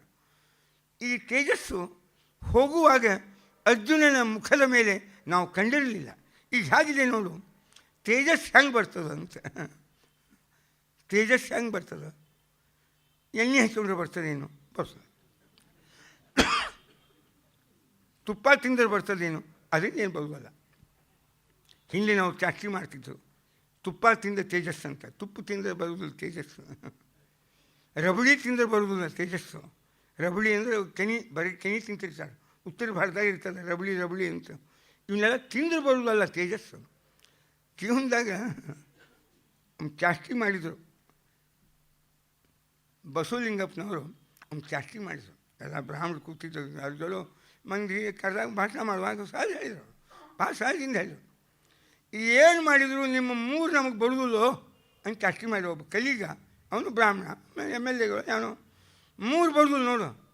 ಏನು ಬರುವುದಿಲ್ಲ, ನಿಮ್ಮ ಮಂದಿ ಮಾರಿ ಮೇಲೆ ಏನೋ ಒಂದು ತೇಜಸ್ ಇರ್ತದೆ ನೋಡು. ನೀವೇನು ಶನಿವಾರ ಹಾಕ್ಕೊಂಡಿರ್ತಿಲ್ಲ, ಏನೋ ಒಂದು ಗಾಯತ್ರಿ ಅಂತ ಯಾವಾಗಲೇ ಅಂತಿರ್ತೀರಿ, ಸುತ್ತಾರು. ನಿಮ್ಮ ಮಾರಿ ಮೇಲೆ ಏನೋ ಒಂದು ತೇಜಸ್ ಇರ್ತವೆ. ಒಂದು ಪ್ರಾಮಾಣಿಕವಾಗಿ ಶುದ್ಧ ಶಾಕಾಹಾರ, ಶುದ್ಧ ಜೀವನ, ಎಂದೂ ಬಾಯಿಯೊಳಗೆ ಅಗ್ನಿಹೋತ್ರ ಇಟ್ಕೊಳ್ಳಾರ್ದೆ, ಎಂದೂ ಸಾಯಂಕಾಲ ತೀರ್ಥ ಕುಳಿಲಾರ್ದೆ, ಅವು ತೀರ್ಥಂಕರ ಆಗಲಾರ್ದೆ ಏನೋ ಒಂದು ಶುದ್ಧ ಜೀವನ ಬಾಳಿರ್ತೀರಿ. ಇದು ಮಾಡಿ ಮೇಲೆ ಏನೋ ಒಂದು ವಿಲಕ್ಷಣ ಆಕರ್ಷಣೆ ಇರ್ತದೆ. ಇದು ಏನು ರಿಸರ್ವೇಷನ್ ಕೊಡಿಸು ಇದು ಬರುವುದಿಲ್ಲ. ಇನ್ನೊಂದು ಜಾಸ್ತಿ ಮಾಡಿದ್ರು ಅವರು, ನಾ ಇದ್ದೆ ನಿಮ್ಮ ಮನೆಯಾಗ ಏನು ಸಾರು ಮಾಡ್ತಿರಲ್ಲ ಸಾರು ಅಂತ, ಈ ಸಾರು ಒಂದು ಮಾಡ್ಲಿಕ್ಕೆ ಬರೋದು ನೋಡಿ ನಮಗೆಲ್ಲ ಕಷ್ಟ ಮಾಡ್ತೀವಿ ನಾವು. ಇನ್ನೊಂದೇನೋ ಹೇಳಿದ್ರು, ಇಲ್ಲಿ ನಮಗೆ ಬೇಕಾದದ್ದು ತೇಜಸ್ಸು ಅಂದರೆ ಇದನ್ನು ಭೀಷ್ಮರು ಗುರುತಿಸಿದರು, ಭೀಷ್ಮಾಚಾರ್ಯ ಗುರುತಿಸಿದರು, ದ್ರೋಣಾಚಾರ್ಯ ಹೇಳಿದರು ಏನು ವಿಲಕ್ಷಣ ತೇಜಸ್ಸು ನೋಡಿದು ಅಂತ. ಹೆಂಗೆ ಬರ್ತದೆ ತೇಜಸ್ಸು? ಅದನ್ನೇ ಅಂದರು ವಾಲ್ಮೀಕಿ ರಾಮಾಯಣದೊಳಗೆ, ಧಿಕ್ ಕ್ಷತ್ರಿಯ ಬಲಂ ಬ್ರಹ್ಮತೇಜೋ ಬಲಂ ಬಲಂ. ಧಿಕ್ ಕ್ಷತ್ರಿಯ ಬಲಂ ಬ್ರಹ್ಮತೇಜೋ, ಇದು ಬ್ರಹ್ಮತೇಜ. ಅದು ಬ್ರಹ್ಮತೇಜ ಬರುವುದು ಎದರಿಂದ ಬರ್ತದೆ? ಅವ್ವಾಪನಿಂದ ಬರ್ತದೆ, ಕಷ್ಟ ಬರ್ಬೋದು ಸ್ವಲ್ಪ. ಅದು ಬರೀ ಸಂಸ್ಕಾರದಿಂದ ಬರ್ತದೆ ಅಲ್ಲ. ಬರೀ ಸಂಸ್ಕಾರ ಮಾಡುವುದರಿಂದ ರೊಕ್ಕ ಕಲ್ಯಾಣ ಮಂಟಪ ಹೇಳಿದ್ರೆ ಖರ್ಚು ಮಾಡಿದರೆ ಅದರಿಂದ ತೇಜಸ್ಸು ಬರುವುದಿಲ್ಲ, ಸಂಸ್ಕಾರದಿಂದೂ ಅಲ್ಲ. ಹಾಗಾದರೆ ಬರುವುದು ಎದರಿಂದ ತೇಜಸ್ಸು? ಮನುಷ್ಯನಿಗೆ ಅವನ ಜೀವನದೊಳಗೆ ಅವನ ಪ್ರಾಮಾಣಿಕವಾದ ಸಾಧನದಿಂದ ಬರುವ ತೇಜಸ್ಸು, ಅದು ತೇಜಸ್ಸು, ಅದು ಉಜ್ವಲವಾದ ತೇಜಸ್ಸು. ಕೃಷ್ಣ ಹೇಳ್ತಾನೆ ತೇಜಸ್ಸು ಅಂದರೆ ಏನು? ಅನ್ಯಾಯವನ್ನು ಎಂದಿಗೂ ತಾನು ಮಾಡದೆ ಯಾರೇ ಅನ್ಯಾಯವನ್ನು ಮಾಡಿದರೂ ಅದನ್ನು ಪ್ರತಿಭಟಿಸುವ ವ್ಯಕ್ತಿತ್ವ, ಶಕ್ತಿ, ಧೈರ್ಯ, ಅದಕ್ಕೆ ತೇಜಸ್ಸು ಅಂತ ಕರೀತಾರೆ. ಹೊರತು ಇದು ಏನೋ ತುಪ್ಪ ತಿಂದ ಮಾರಿಗೆಲ್ಲ ಎಣ್ಣೆ ಹಚ್ಕೊಂಡು ಬಂದರೆ ಇವು ತೇಜಸ್ಸು ಅಂತಾರೆ. ನೀವು ಕೆಲ ಇವು ನಕಲಿ ಪೌಡರ್ ಹಚ್ಕೊಂಡು ನಾವು ಇವೆಲ್ಲ ಏನು ಉಪಯೋಗ ಬೀಳುವುದಿಲ್ಲ. ಇದು ತೇಜಸ್ಸು ಅಲ್ಲಿದು. ಬೇಕಾದಲ್ಲಿ ಮನುಷ್ಯನಿಗೆ ಹೆಂಗೆ ಇರಬೇಕು ವ್ಯಕ್ತಿತ್ವ ಅಂದರೆ ಅನ್ಯಾಯವನ್ನು ಪ್ರತಿಭಟಿಸುವ ಸಾಮರ್ಥ್ಯ ಇರಬೇಕು. ಇದೇ ಬದುಕಿನ ಪರಿಕಲ್ಪನೆಯೊಳಗೆ ನಮ್ಮ ವಿದುರ ಯಾರೋ ಬೈದ್ರು ಅವನು ಶೂದ್ರ ಅಂತ ಇರ್ಬೋದು, ದಾಸಿಪುತ್ರ ಶೂದ್ರ ಏನೇ ಆಗಿರ್ಬೋದು, ಆದರೆ ಅವನಿಗಿರೋ ತೇಜಸ್ಸು, ಧೈರ್ಯ ಭೀಷ್ಮದ್ರೋಣಾದಿಗಳಿಗೆ ಬರಲಿಲ್ಲ. ಇದು ತೇಜಸ್ಸು. ದ್ರೌಪದಿಯ ವಸ್ತ್ರಾಪಹರಣವೇ ಆಗಲಿ ಅಥವಾ ಜೂತವೇ ಆಗಲಿ, ಏನೇ ನಡೆಯಲಿ, ಅಧರ್ಮ ಅನ್ಯಾಯ ಯಾರೇ ಆಡಳಿತ ಪಕ್ಷದವರು ಮಾಡಲಿ, ನಮಗೆ ಉಪಜೀವನಕ್ಕೆ ಯಾರ ಆಧಾರ, ನಮ್ಮ ಅಣ್ಣನೇ ಇರಲಿ, ಅವನ ರಾಜನೇ ಇರಲಿ, ತಪ್ಪು ತಪ್ಪೇ ನಮ್ಮ ಹಿಂಗೆ ಹೇಳ್ತಿದ್ರು. ಅದಕ್ಕೆ ಮಹಾರಾಷ್ಟ್ರದ ಇತಿಹಾಸದಾಗ ರಾಮಶಾಸ್ತ್ರಿ ಪ್ರಭುಣೆ ಅಂತಿದ್ರು. ಹಿಂಗೆ ಇತ್ತು ವ್ಯಕ್ತಿತ್ವ. ಸ್ವಯಂ ಪೇಶ್ವೆನಲ್ಲೇ ಮರಣದಂಡನೆಗೆ ಗುರಿಪಡಿಸಿದ ವ್ಯಕ್ತಿ ಅವನು. ರಾಮದಾಸ್ ಪ್ರಭುಣೆ ಅಂಥೇಳಿ ಅವ್ರು ಹೇಗಿದ್ದರು ಜೀವನದಾಗ ಅಂದ್ರೆ ಇದೇ ನಿಯಮಬದ್ಧತೆ ಅಂತೇನು ಒಂದು ಸೂತ್ರ ಕಾಡ್ಕೊತ ಬಂದಿದ್ದು ಇವತ್ತು. ಆ ನಿಯಮಬದ್ಧತೆ ಅದೇ ನಿಯಮ, ಧರ್ಮ, ಧರ್ಮವೇ ನಿಯಮ, ಆ ಬದ್ಧತೆ ಇತ್ತು ಅವರಿಗೆ. ಅದಕ್ಕೆ ವಿರುದ್ಧವಾಗಿ ಎಂಥ ಪರಿಸ್ಥಿತಿ ಬಂದರೂ ಎದುರಿಸುವ ಧೈರ್ಯ ಇತ್ತು. ಯಾಕೆ ಅವರು ಯಾವ ಲೋಭ ಪ್ರಲೋಭನೆಗಳಿಗೆ ಒಳಗಾಗ್ತಿದ್ದಿದ್ದಿಲ್ಲ. ನಮಗೆಲ್ಲ ಪ್ರಲೋಭನೆಗಳಿದ್ದರಿಂದ ಎಲ್ಲಿ ಅವಕ್ಕೆ ತೊಂದರೆ ಬರ್ತದೋ ಅನ್ನೋ ದೃಷ್ಟಿಯಿಂದ ಎಲ್ಲ ಅನ್ಯಾಯವನ್ನು ಸಹಿಸುವ ಒಂದು ವ್ಯಕ್ತಿತ್ವವನ್ನು ನಾವು ಸಂಪಾದನೆ ಮಾಡಿ. ಅದಕ್ಕೆ ಭೀಷ್ಮ ಪ್ರಜ್ಞಾ ದ್ರೋಣ ಪ್ರಜ್ಞಾ ಅಂತ ಕರೀತಾರೆ ಮಹಾಭಾರತ. ವಿದುರ ಪ್ರಜ್ಞಾ ಬೇರೆ, ಅನ್ಯಾಯವನ್ನು ಪ್ರತಿಭಟಿಸೋದು ಇದು ವಿದುರ ಪ್ರಜ್ಞಾ. ಏನು ಯುದ್ಧ ಮಾಡ್ತಾ ಏನು ಅವು ಅನ್ಯಾಯ ಮಾಡ್ತಾ ಇದ್ದಾರೆ ದುರ್ಯೋಧನ, ಆಯ್ತು ನನಗೆ ಸುಮ್ಮನೆ ಇತ್ತ ಮಾಡಿಬಿಡೋಣ ಅಂತಂತಾರೆ. ಇದು ಭೀಷ್ಮ ಪ್ರಜ್ಞಾ ದ್ರೋಣ ಪ್ರಜ್ಞಾ. ಯಾಕೆ ನಮಗೇನಾದರೂ ಪ್ರಲೋಭನ ಇನ್ನೂ ಇತ್ತು ಅಂದರೆ ಜೀವನದಾಗ ಅದು ನಮ್ಮನ್ನು ನಿಯಮಬದ್ಧತೆಯಿಂದ ದೂರ ಸರಿಸ್ತದೆ. ಅದಕ್ಕೆ ಯಾವಾಗಲೂ ಸಮಾಜದ ಎದುರಿಗೆ ದೇವರನ್ನು ಬಿಟ್ಟು ಇನ್ನೊಬ್ಬರ ಮುಂದೆ ಕೈ ಎಂದು ಹೊಡಿತೀವಿ ಅಂದರೆ ನಮ್ಮ ನಿಯಮಬದ್ಧತೆಯನ್ನು ಕಳ್ಕೊಂಡು ಬಿಡ್ತೀವಿ. ಅಂದರೆ ಆ ಸಮಾಜ ಏನು ಅನ್ಯಾಯ ಮಾಡಿದರೂ ಮೂಕ ಪ್ರೇಕ್ಷಕನಾಗಿ ಅದನ್ನು ಸಹನ ಮಾಡಿಕೊಳ್ಳಬೇಕಾಗಿರ್ತಕ್ಕ ಅನಿವಾರ್ಯತೆ ನಮಗೆ ಯಾಕೆ ಬರ್ತದೆ ಅಂದರೆ ನಾವು ಇನ್ನೊಬ್ಬರ ಮುಂದೆ ಕೈ ಒಡ್ಡುವ ಅನಿವಾರ್ಯತೆ ಅಲ್ಲ, ಧೈರ್ಯ ಇಲ್ಲ ಅಂತ ಅದನ್ನು ಅನಿವಾರ್ಯ ಅಂತ ಅಂದ್ಕೊಂಡಿರ್ತೀವಿ ನಾವು. ಹಾಗೇ ಬಾಳಬಹುದು. ರಾಣಾ ಪ್ರತಾಪ್ ಸಿಂಗ್ ಬಾಳ್ದ ಎಂಥ ನಿಯಮ ಅಂತ, ಉಪವಾಸ, ತಿನ್ನಲಿಕ್ಕಿಲ್ಲ. ಅವನೇ ರಂತಿದೇವನ ಕಥೆ ಭಾಗವತದಾಗ ಕೇಳ್ತೀರಿ, ರಾಣಾ ಪ್ರತಾಪನ ಕಥೆ ಮುಂದೆ ಕೇಳ್ತೀರಿ. ಈಗ ಅದೆಲ್ಲ ಒಂದೇ ಕಥೆ, ಒಂದೇ ಅದ. ಈ ಒಂದು ನಿಯಮಬದ್ಧತೆ ಅಂತೇನದ ಹರಿಶ್ಚಂದ್ರನ ಕಥೆ ಕೇಳ್ತಾರೆ. ನಿಯಮಬದ್ಧತೆ ನಿಯಮ, ತಂದೆ ಮಗ, ಮಗಂದೇ ಹೆಣ, ತಂದಾಕಿ ಹೆಂಡತಿ, ಆಕಿನ ತಾರಾಮತಿ, ಏನಿತ್ತು ನಿಯಮ ನಿಯಮ ನಿಯಮಬದ್ಧತೆ. ಇದು ಏನದ ಜೀವನದಾಗ ಇಂಥ ಒಂದು ಮಾಲೀಕಾನೇ ನೋಡ್ತೀವಿ ನಾವು. ಇವರ ಜೀವನದಾಗ ಬದುಕಿನ ಪರಿಕಲ್ಪನೆಯೊಳಗೆ ಅವರು ತಮ್ಮನ್ನು ಯಾವ ಜೀವನದ ನಿಯಮಗಳಿಗೆ ಕಟ್ಟಿಕೊಂಡಿದ್ದರು ಎಂಬುವ ಅಂಶ. ಹಾಗೆ ಅರ್ಜುನ ಹೋಗಲೋ ಬೇಡೋ ಇರಲಿ, ಅನಿವಾರ್ಯದ. ನನ್ನ ಮೇಲೆ ಧರ್ಮರಾಜ ವಿಶ್ವಾಸ ಇಟ್ಟಾನೆ. ನಾನು ಹೋಗಿ ಕೃಷ್ಣನ ಸಹಾಯ ಬೇಡಿ ಶಿವನ ಅನುಗ್ರಹವನ್ನು ಹೆಂಗೆ ಪಡೆದೆ, ಹಾಗೆಯೇ ಕೃಷ್ಣನ ಅನುಗ್ರಹವನ್ನು ನಾನು ಪಡೆದೆ ಅಂದರೆ ನಾನು ಗೆಲ್ಲಲಿಕ್ಕೆ ಸಮರ್ಥ ಆಗ್ತೀನಿ. ಇದರಿಂದ ಭೀಮನ ಧರ್ಮವನ್ನು ನಾನು ಉಳಿಸಿದಂತೆ ಆಗ್ತದೆ, ಪಾಂಡವರಿಗೆ ಗೆಲುವು ತಂದಂತೆಯೂ ಆಗ್ತದೆ. ಮತ್ತು ನನ್ನ ತಾಯಿ ಕುಂತಿ ಹೇಳಿ ಕಳಿಸ ಒಂದು ಸಂದೇಶ, ಕೃಷ್ಣ ನನ್ನ ಮಕ್ಕಳಿಗೆ ಹೇಳು. ಏನು ಹೇಳಿ ಕುಂತಿ? ಶಾಂತಿ ಸಂಧಾನಕ್ಕೆ ಕೃಷ್ಣ ಬಂದಾಗ ಕುಂತಿಯನ್ನು ಕೇಳಿದ, ಕುಂತಿ ನಿನ್ನ ಮಕ್ಕಳಿಗೆ 13 ವರ್ಷ ಆಯಿತು, ಆಗಿನ್ನೂ ಮೊಬೈಲ್ ಯುಗ ಅಲ್ಲ, ಅದರಿಂದ ಏನು ಸಂದೇಶ ಪತ್ರನೂ ಇಲ್ಲ, ಏನು ಹೇಳಬೇಕು ನಿನ್ನ ಮಕ್ಕಳಿಗೆ ನಾ ಸಂದೇಶ ಹೇಳು. 13 ವರ್ಷ ಆಯಿತು, ಸಂಪರ್ಕವೇ ಇಲ್ಲ. ಕೃಷ್ಣ ಒಂದೇ ಮಾತು ಹೇಳು, ನನ್ನ ಮಕ್ಕಳು ಅದನ್ನು ಅರ್ಥ ಮಾಡಿಕೊಳ್ತಾರೆ. ಏನು? ಯದರ್ಥಂ ಕ್ಷತ್ರಿಯಾಸೂತೆ ತಸ್ಯ ಕಾಲೋಯಮಾಗತಃ. ಯಾವ ಉದ್ದೇಶಕ್ಕಾಗಿ ಒಬ್ಬ ಕ್ಷತ್ರಿಯ ತಾಯಿಯಾಗಿ ನಾನು ಈ 5 ಜನ ಮಕ್ಕಳಿಗೆ ಜನ್ಮವನ್ನು ಕೊಟ್ಟಿದ್ದೇನೆ, ಆ ಉದ್ದೇಶವನ್ನು ನೆರವೇರಿಸುವ ಪ್ರಸಂಗ ಈಗ ಬಂದಿದೆ ಅಂತ ಹೇಳು ಅಂತ.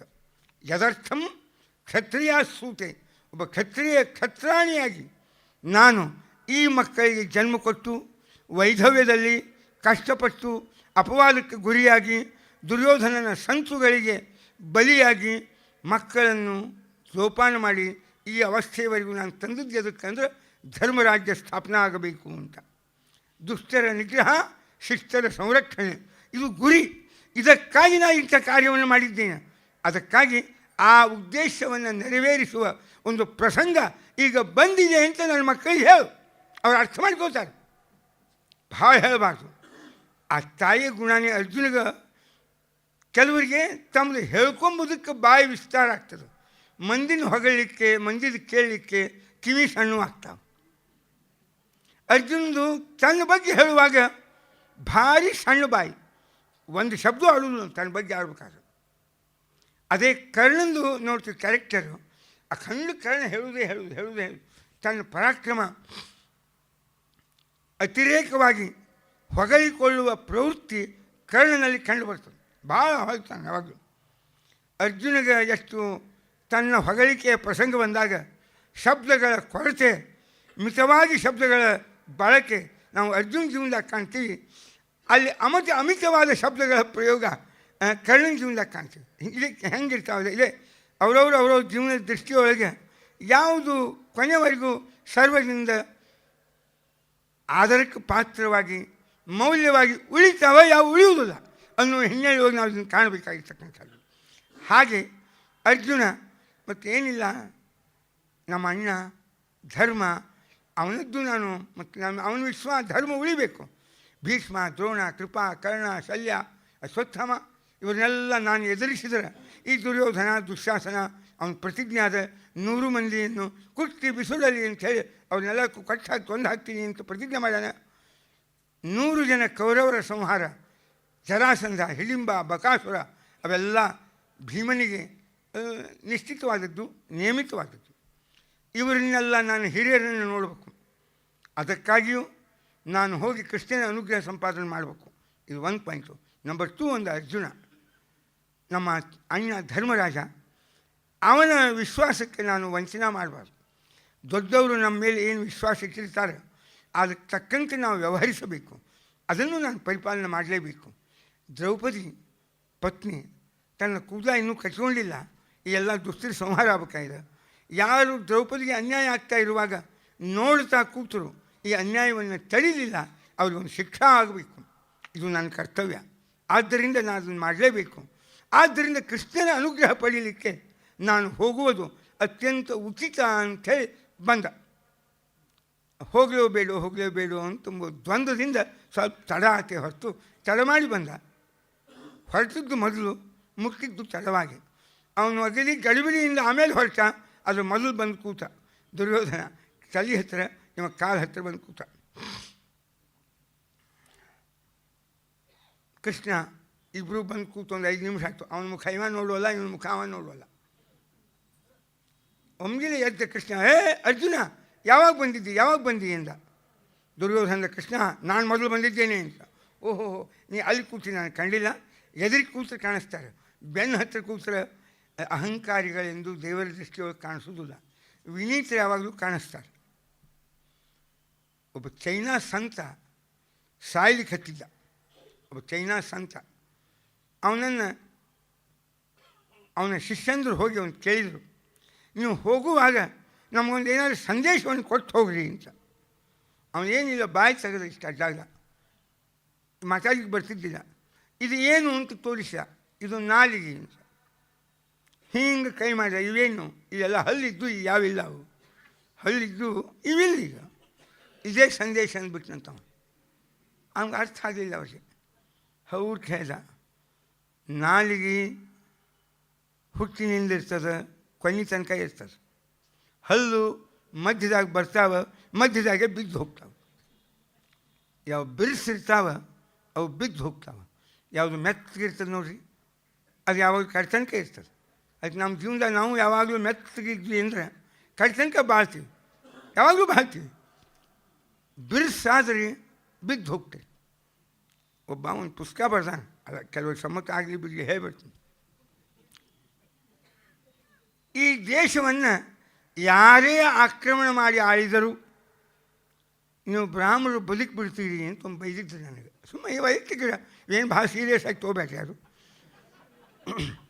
ಯಾಕೆ ಅವ್ರು ಹೇಳಿ ಕೇಳ್ತಿಲ್ಲ.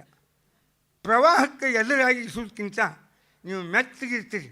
ಈ ನದಿ ಪ್ರವಾಹ ಬರ್ತದೆ, ಮೆತ್ತಗಿನ ಹುಲ್ಲು, ಆ ನೀರು ಬಂದಾಗ ಅದು ಹಿಂಗೆ ಹೊಳ್ಳಿಬಿಡ್ತದೆ ನೀರು, ಹುಲ್ಲು. ಹೀಗಾಗಿ ಆ ಹುಲ್ಲು ಮುರಿಯೋ ಪ್ರಸಂಗ ಇಲ್ಲೇ ಇಲ್ಲ. ಈ ದಂಟು ಅಂತ ಇರ್ತಾರೆ ನೋಡಿರಿ, ಕಬ್ಬು ಅಥವಾ ಈ ಜೋಳದ ದಂಟು, ಸಜ್ಜಿ ದಂಟು ಅಂತ ಇರ್ತಲ್ಲ, ಇದು ಬಿಡಿಸು ನಾಲ್ಕು ಮಣೀಲಿ ಅಂತ ಮಣಿಯೋದಿಲ್ಲ. ಅದು ಆ ನೀರಿನ ಪ್ರವಾಹಕ್ಕೆ ಅದು ಮುರಿದು ಹೋಗ್ತದೆ. ಯಾರು ಮಣಿಯೋದಿಲ್ಲ ಅವರು ಮುರಿದು ಹೋಗ್ತಾರೆ. ನೀವು ಅಗ್ದಿ ಮೆತ್ತಗಿರ್ತೀರಿ, ಅದಕ್ಕೆ ಹುಲ್ಲು ಇಟ್ಲ ಮಾಡಿತ್ತು, ನೀರಿನ ಪ್ರವಾಹ ಬರೋದು ಹಿಂಗೆ ಹೊಳಿ ಬಿಡ್ತಲ್ಲ ಹುಲ್ಲು, ಅದು ಗಟ್ಟಿಯಾಗೆ ಉಳಿತಲ್ಲ ಹುಲ್ಲು ಸಾಯಲಿಲ್ಲ, ದಂಟು ಸಾಯಿತು. ಅದಕ್ಕೆ ಯಾಕೆಂದರೆ ಹಂಗೆ ಯಾರು ಕೆಡ್ತನಕ ನೀವು ಏನೇ ಇಲ್ಲಿ ಜಗತ್ತಿನಾಗ ಎಲ್ಲ ಜೋಡಿ ಮೆತ್ತಗಿರ್ತೀರಿ, ನೀವು ಬೆರಕಿದ್ದೀರಿ ಅಂತ ಅಷ್ಟು ಮಾಡ್ತಿದ್ದೆ. ನಿತ್ಯ ನೈತಿದ್ದು ನಮಗೆ ಕೆಲವು ಪ್ರೊಫೆಸರ್ ಜೋಡಿ ಎಲ್ಲ ನಿಂತಿರುವೆ, ಇವೆಲ್ಲ ಚಾಟಿಗಳು. ಇಲ್ಲಿ ನಮಗೆ ಬೇಕಾದದ್ದು ವಿನಯ, ನಮ್ರತೆ. ಇದು ಜೀವನದಾಗ ಬದುಕಲಿಕ್ಕೆ ಒಂದು ಸೂತ್ರ. ಬದುಕನ್ನು ಕಟ್ಟಲಿಕ್ಕೆ ಬೇಕಾಗುವ ಒಂದೊಂದು ಇಟ್ಟಿಗೆಗಳಿದ್ದಂಗೆ ವಿನಯ ಇರಬೇಕು. ಅದು ಕೃಷ್ಣ ದೇವರು ಏನು ಗುರುತಿಸಿದ, ಆ ವಿನಯವನ್ನು ಗುರುತಿಸಿದ. ಅರ್ಜುನ ಎದುರಿಗೆ ನೀವು ಆಯ್ತು ಸರ್, ಇಬ್ಬರು ಬಂದಿದ್ದಾರೆ ಸಹಾಯ ಬೇಡಲಿಕ್ಕಾಗಿ ಅಂತ. ಯಾವಾಗಲೂ ಕ್ಷತ್ರಿಯರೊಳಗೊಂದು ನಿಯಮ, ಯಾರು ಮೊದಲು ಸಹಾಯ ಬೇಡಲಿಕ್ಕೆ ಬರ್ತಾರೋ ಅವ್ರಿಗೆ ಸಹಾಯ ಮಾಡಬೇಕು. ಇದು ಕ್ಷತ್ರಿಯ ನಿಯಮ. ಅದಕ್ಕೆ ಶಲ್ಯ ತನ್ನ ಭಾಗಿನಿಯರು ತನ್ನ ತಂಗಿಯ ಮಕ್ಕಳಾಗಿದ್ದರೂ ಕೂಡ ಯಾರು ನಕುಲ ಸಹದೇವರು ಅನಿವಾರ್ಯವಾಗಿ ದುರ್ಯೋಧನ ಪಕ್ಷಕ್ಕೆ ಸೇರಬೇಕಾಯ್ತು. ಅವನು ಮೊದಲು ಸಹಾಯ ಬೇಡಲಿಕ್ಕೆ ಬಂದ ಅನ್ನೋ ದೃಷ್ಟಿಯಿಂದ. ಹಾಗೆ ಇಲ್ಲೂ ಸಹಾಯ ಬೇಡಲಿಕ್ಕಾಗಿ ಇಬ್ಬರೂ ಬಂದರು. ಇದು ನಿಯಮ. ನೋಡಿದ ಕೃಷ್ಣ, ಇಬ್ಬರೂ ಬಂದಿದ್ದೀರಿ, ಇಬ್ಬರಿಗೂ ಅಸಮಾಧಾನವನ್ನು ಮಾಡುವುದಿಲ್ಲ. ಸಮಂಕರಿಷ್ಯೆ ಯುವಯೋ, ಸಮಂಕರಿಷ್ಯೆ, ನಾನು ಸಮವಾಗಿ ಮಾಡ್ತೀನಿ ಅಂತ ಹೇಳಿದ ಕೃಷ್ಣ. ಅದನ್ನು ಪರೀಕ್ಷೆ ಮಾಡಬೇಕಾಯ್ತು. ದೇವರು ಬೇಕು, ದೇವರಿಂದ ಬೇಕು. ನಮಗೆಲ್ಲ ದೇವರಿಂದ ಬೇಕು, ದೇವರೇ ಬೇಕು ಅನ್ನುವ ಭಾವನೆ ಇನ್ನೂ ಅಷ್ಟು ಪ್ರಬಲವಾಗಿ ನಮ್ಮಲ್ಲೇನು ಮೂಡಿಲ್ಲ. ಇದು ನಿಶ್ಚಿತವಾದ ಸಿದ್ಧಾಂತ. ಈ ವಾಸ್ತವತೆಯನ್ನು ಒಪ್ಪಿಕೊಂಡೇ ವಿಚಾರ ಮಾಡಬೇಕು. ಆವಾಗ ಏನು ದುರ್ಯೋಧನ ಹೇಳಿದ, ಕೃಷ್ಣ ಯುದ್ಧವನ್ನು ಮಾಡಿ ನಾವು ಕ್ಷತ್ರಿಯರು ದಾನ ಧರ್ಮ ಮಾಡುವುದಿಲ್ಲ, ರಾಜ್ಯವನ್ನು ಹಣ ಮಾಡ್ಬೋದು ಬ್ರಾಹ್ಮಣರಿಗೆ. ಇಂಥ ವೀರಕ್ಕೆ ಅವನೇನಾದರೂ ಕ್ಷತ್ರಿಯನಾಗಿದ್ದರೆ ಅರ್ಜುನ ನಮ್ಮ ಜೋಡಿ ಯುದ್ಧ ಮಾಡಿ ಯುದ್ಧದಿಂದ ಪಡೀಲಿ ತಮ್ಮ ರಾಜ್ಯವನ್ನು ಅಂತ ದುರ್ಯೋಧನ. ಕೃಷ್ಣ ಅವರು ಒಬ್ರಿಗೊಬ್ರು ಮಾರಿ ನೋಡಬಲ್ಲರು. ಕೃಷ್ಣನ ಮಾರಿ ನೋಡಿ ಹೇಳ ಅವರಿಬ್ಬರು. ಕೃಷ್ಣ ಹೇಳವನಿಗೆ, ನಾನು ಕುಂತಿಯ ಮಗ ಇದ್ದೀನಿ ಅಂತ ಹೇಳು. ಜಗತ್ತಿನಾಗ ಪೃಥಾ ಕುಂತಿ, ಅವಳ ಧೈರ್ಯ, ಅವಳ ಔದಾರ್ಯ, ಅವಳಂಥ ಶಕ್ತಿ ಸಾಮರ್ಥ್ಯ ಈ ಜಗತ್ತಿನಾಗೆ ಹಿಂದೆ ಹುಟ್ಟಿಲ್ಲ, ಮುಂದೆ ಹುಟ್ಟುವುದಿಲ್ಲ, ಯಾವ ಹೆಣ್ಮಕ್ಳು ಹೊಂದಿಲ್ಲ ಅದನ್ನ. ಅಂಥ ತಾಯಿಯ ಮಗ ಇದ್ದೀನಿ. ಆದ್ದರಿಂದ ಹೇಳು, ನಮ್ಮ ತಾಯಿ ಹೇಳ ನಮಗೆ, ಯದರ್ಥಂ ಕ್ಷತ್ರಿಯ ಸೂತೆ ತಸ್ಯ ಕಾಲೋಯಮಾಗತಃ. ಯುದ್ಧವನ್ನಾಡಿಯೇ ನಾವು ಕೂಡ ಆ ರಾಜ್ಯವನ್ನು ಪಡೀತೀವಿ ಅಂತ ಹೇಳ ಅವಂಗೆ. ನಾವೇನು ಭಿಕ್ಷಾ ಬೇಡಿತ್ತು ಅವನ ಮನೆ ಬಾಗಿಲಿಗೆ ನಾವು ಬರುವುದಿಲ್ಲ. ಆಯಿತು, ಸರಿ ಸರಿ, ಅದಕ್ಕಾಗಿ ನಿನ್ನ ಸಹಾಯ ಬೇಕು ಅಂದ ದುರ್ಯೋಧನ. ಕೃಷ್ಣ ನಿನ್ನ ಅನುಗ್ರಹ ಬೇಕು ಅಂದ ಅರ್ಜುನ.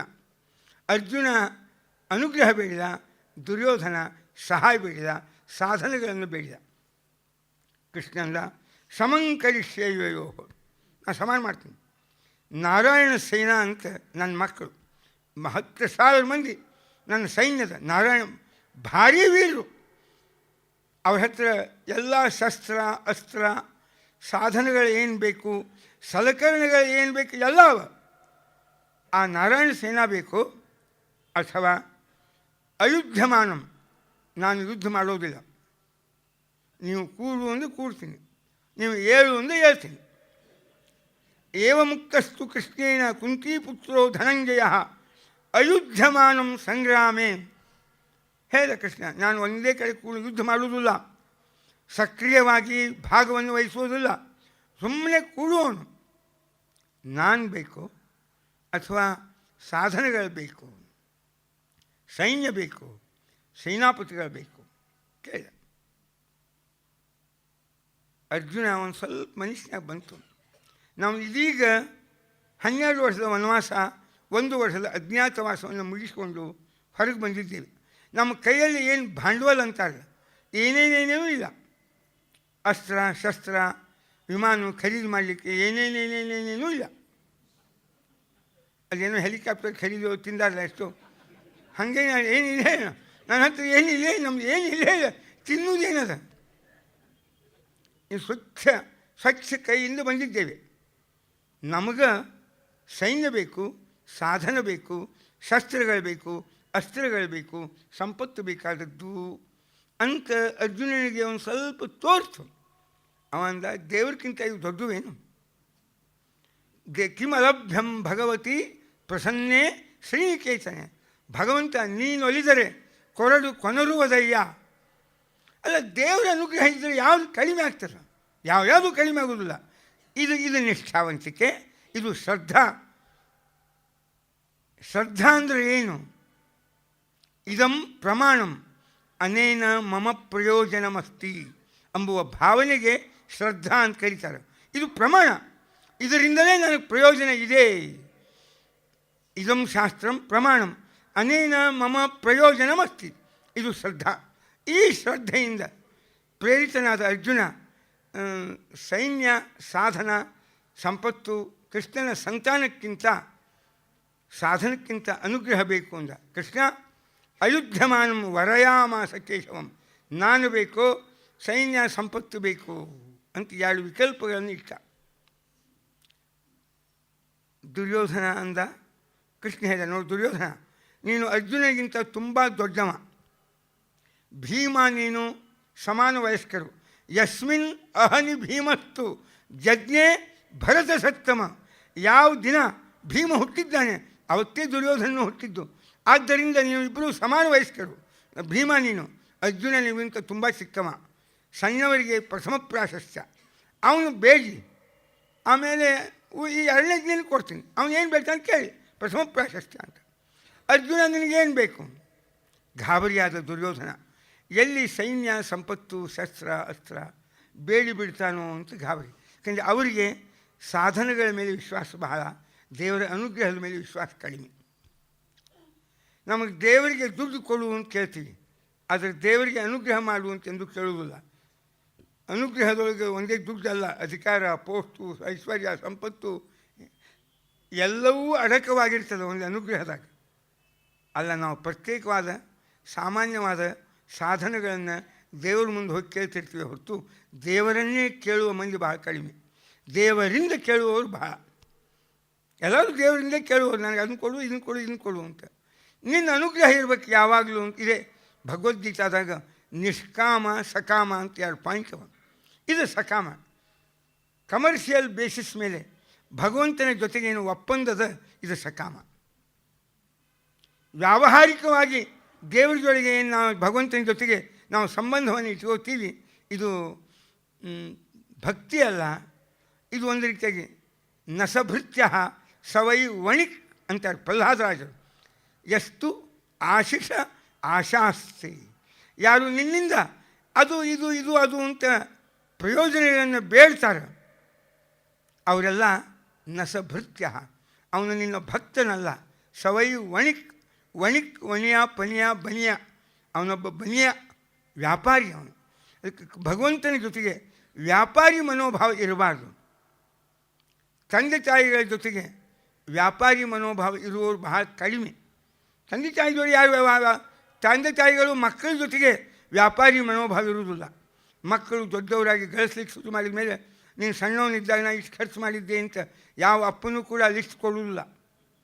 ಕರ್ತವ್ಯ ಮಗ ನಾನು ಖರ್ಚು ಮಾಡಿದ್ದೇನೆ ಅಂತ ಯಾವ ಬಯಸ್ಕೊಂಡ್ರೂ ಅಡ್ಡಿಲ್ಲ. ಮಕ್ಕಳ ಕಡೆಯಿಂದ ಬಂದು ಸಸಿ ಅಂತೂ ಚೆನ್ನಾಗಿ ಬೈತಾಳೆ ಪಾಪ, ಆದರೂ ಕೂಡ ನಿತ್ಯ ಪುಷ್ಪಾರ್ಚನೆ, ಆದರೂ ಕೂಡ ನಮ್ಮ ವಸ್ತು ಅಂತ ಆ ಅಂತಃಕರಣದೊಳಗೆ ಏನು ಕಾರ್ಯ ಮಾಡ್ತಾರೆ, ಆ ತಂದೆ ತಾಯಿಗಳು ಮಕ್ಕಳ ಮೇಲೆ ತೋರುವ ಏನದ ಅದು ವಾತ್ಸಲ್ಯ, ಅದು ನಿಷ್ಕಾಮವಾದದ್ದು. ಹಾಗೆ ಭಗವಂತನ ಜೊತೆಗೆ ಸಂಬಂಧ ಯಾವುದಿರಬಹುದು, ನಿಷ್ಕಾಮ ಸಂಬಂಧ ಇರಬೇಕು, ನಿರ್ವ್ಯಾಜ ಸಂಬಂಧ ಇರಬೇಕು. ಪ್ರಯೋಜನದ ದೃಷ್ಟಿಯೇ ಭಗವಂತನ ಜೊತೆ ಯಾರು ಇಟ್ಕೊಂಡಿರ್ತಾರೆ ಅವರು ಭಕ್ತರು. ಆರ್ತಃ ಜಿಜ್ಞಾಸು ಅರ್ಥಾರ್ಥಿ ಜ್ಞಾನಿ ಚ ಭರತರ್ಷಭ. ಅದಕ್ಕೆ ಅರ್ಥಾರ್ಥಿ ಆಗಬಾರ್ದು. ದುರ್ಯೋಧನ ಅರ್ಥಾರ್ಥಿ ಭಕ್ತ, ಅದಕ್ಕಾಗಿ ಬಂದಿದ್ದ. ಜ್ಞಾನಿಯಾಗಿ ಬಂದವನು ಅರ್ಜುನ, ಸ್ವಚ್ಛ ಅರ್ಜುನನ ಇಲ್ಲ. ನೀನೇ ಬೇಕು ಅರ್ಜುನನ ಮಾತು, ನಿನ್ನಿಂದ ಬೇಕು ಇದು ದುರ್ಯೋಧನನ ಮಾತು. ಈ ಆಯ್ಕೆ ಅದಕ್ಕೆ ಜಗನ್ನಾಥದಾಸರು ಹರಿಕಥಾಮೃತ ಸಾರದೊಳಗೆ ಸುರಪ ತನಯ ಸುಯೋಧನರಿಗೆ ಇತ್ತಂತೆ ಕೊಡುತ್ತಿಪ್ಪ. ದೇವರಿಂದ ಲಾಭ ಹೆಚ್ಚದನೋ ಅಥವಾ ದೇವರು ಕೊಡುವ ಸೌಕರ್ಯ ಸೌಲಭ್ಯ ಇವುಗಳಿಂದ ಲಾಭ ಹೆಚ್ಚದನೋ ಜೀವನದಾಗ, ಇದು ಒಂದು ತತ್ವಜ್ಞಾನ, ಇದೊಂದು ದೃಷ್ಟಿ, ಇದೊಂದು ಭಗವಂತನ ಜೊತೆಗೆ ಇರ್ತಕ್ಕ ಸಂಬಂಧವನ್ನು ಸೂಚನಾ ಮಾಡಿಕೊಡುವ ಒಂದು ಘಟ್ಟ. ಇದು ಅರ್ಜುನನ ಜೀವನದೊಳಗಿನ ಈ ಘಟ್ಟ. ಏನು ಕೇಳಿದ, ಇಲ್ಲ ದೇವರನ್ನೇ ಬೇಕು ಅನ್ನಬೇಕೆ ಹೊತ್ತು ದೇವರಿಂದ ಬೇಕು ಅಂತ ಅನ್ನಬಾರ್ದು. ದುರ್ಯೋಧನ ಆ ನಾರಾಯಣ ಸೈನ್ಯ ಕೊಡುವಂದ ಸಂತೋಷ ತೊಗೊಂಡು ಹೋದ. ಸೈನ್ಯ ಸಂಪತ್ತು ಶಸ್ತ್ರ ಅಸ್ತ್ರ ಇದರ ಮೇಲೆ ವಿಶ್ವಾಸ ಬಹಳ ಅಂತ ತೊಗೊಂಡು ಹೋದ. ಕೃಷ್ಣ ನೀನೇ ಬರಬೇಕು ನಮ್ಮ ಮನೆಗೆ, ಇನ್ನೊಬ್ರು ಯಾರೂ ಬರ್ತಕ್ಕದ್ದಲ್ಲ ಅಂದ. ಅವನನ್ನೇ ಕರ್ಕೊಂಡು ಹೋದ. ಅಲ್ಲೋ ಕೃಷ್ಣ ಕೇಳಿದ, ಎಲ್ಲ ಬಿಟ್ಟು ನನ್ನನ್ನು ಯಾಕೆ ಆಯ್ಕೆ ಮಾಡಿಕೊಂಡಿ? ನಾನೇನು ಯುದ್ಧ ಮಾಡುವವನಲ್ಲ, ನಾನು ಏನೂ ಮಾಡುವವನಲ್ಲ, ನನ್ನ ಯಾಕೆ ಆಯ್ಕೆ ಮಾಡಿಕೊಂಡಿ? ಅರ್ಜುನ ಏನು ಹೇಳ್ತಾನೆ, ಇದು ನಮಗೇನಿರಬೇಕು ಭಗವಂತನ ಬಗ್ಗೆ ಸಂಬಂಧವನ್ನು ಇಟ್ಕೊಂಬುವವರು. ಭಗವಂತ ಹೇಳ್ತಾನೆ, ಅರ್ಜುನ ಭವಾನ್ ಸಮರ್ಥ ತಾನ್ ಸರ್ವಾನ್ ನಿಹಂತು ನಾತ್ರ ಸಂಶಯ. ಕೃಷ್ಣ ನೀನೊಬ್ಬನಿದ್ದರೆ ಅವರೆಲ್ಲರನ್ನೂ ಕೊಲ್ಲಲಿಕ್ಕೆ ನೀನು ಸಮರ್ಥ. ನಿಹಂತು ಅಹಮಪ್ಯೇಕಃ ಸಮರ್ಥ, ನಾನೊಬ್ಬನೇ ಆ ಎಲ್ಲ ಭೀಷ್ಮ ದ್ರೋಣಾದಿಗಳನ್ನು ಸಂಹಾರ ಮಾಡಲಿಕ್ಕೆ ನಾನು ಒಬ್ಬ ತಪಸ್ಸಿನಿಂದ ಜ್ಞಾನದಿಂದ ಬಲದಿಂದ ಸಮರ್ಥನಾಗಿದ್ದೇನೆ. ಭವಾಂಸ್ತು ಕೀರ್ತಿಮಾನ್ ಲೋಕೆ ತದ್ ಯಶಃ ತ್ವಾಂ ಗಮಿಷ್ಯತಿ. ಆವಾಗ ಇಲ್ಲ, ಈ ಕೀರ್ತಿ ದೇವರಿಗೆ ಬರಬೇಕು ಹೊರತು ನಮಗೆ ಬರಬಾರ್ದು. ನಿನ್ನ ಅನುಗ್ರಹದಿಂದ ನಾನು ಗೆದ್ದೆ, ಅದು ವಾಸ್ತವತೆ. ನಿನ್ನಿಂದಾಗಿ ನಾನು ಅನ್ನೋದು ಇರಬೇಕು. ಅದಕ್ಕಾಗಿ ನಿನ್ನನ್ನು ಆಯ್ಕೆ ಮಾಡಿಕೊಂಡಿದ್ದೇನೆ. ಯಶಸಾಂಚ ಅಹಮಪ್ಯರ್ಥಿ, ಕೀರ್ತಿ ನನಗೂ ಬೇಕು, ಇಲ್ಲ ಅಂತಲ್ಲ. ನಿಮಗೆ ಆಶ್ಚರ್ಯ, ನಮ್ಮ ಉಪನಿಷತ್ತು ಹಣ ಕೀರ್ತಿ ಎರಡೂ ಪ್ರಾಮಾಣಿಕವಾಗಿ ಬಯಸ್ರಿ ಅಂತ ಹೇಳಿದೆ. ಎರಡನ್ನೂ ತಿರಸ್ಕಾರ ಮಾಡಲಿಲ್ಲ. ಮತ್ತು ಋಷಿಗಳು ದೇವರನ್ನು ಒಳ್ಳೆಯ ಕೀರ್ತಿಯನ್ನು ಬೇಡ್ತಾರೆ. ಬೇಕು ಕೀರ್ತಿ, ಯಾಕೆ ಬೇಕು? ಧ್ವಜಿಸ್ತಿಕೆಗಾಗಿ ಅಲ್ಲ. ಯಶೋ ಜನೇ ಅಸಾನಿ ಸ್ವಾಹ, ತೈತ್ರೇಯ ಉಪನಿಷತ್ತು. ಜನೇ ಜನರಲ್ಲಿ, ಯಶಃ ನಮ್ಮ ಕೀರ್ತಿ, ನಮ್ಮ ಬಗ್ಗೆ ಒಳ್ಳೆಯ ಮಾತುಗಳು ಅಭಿಪ್ರಾಯಗಳು ಅಸಾನಿ ಇರಬೇಕು. ಯಾಕೆ?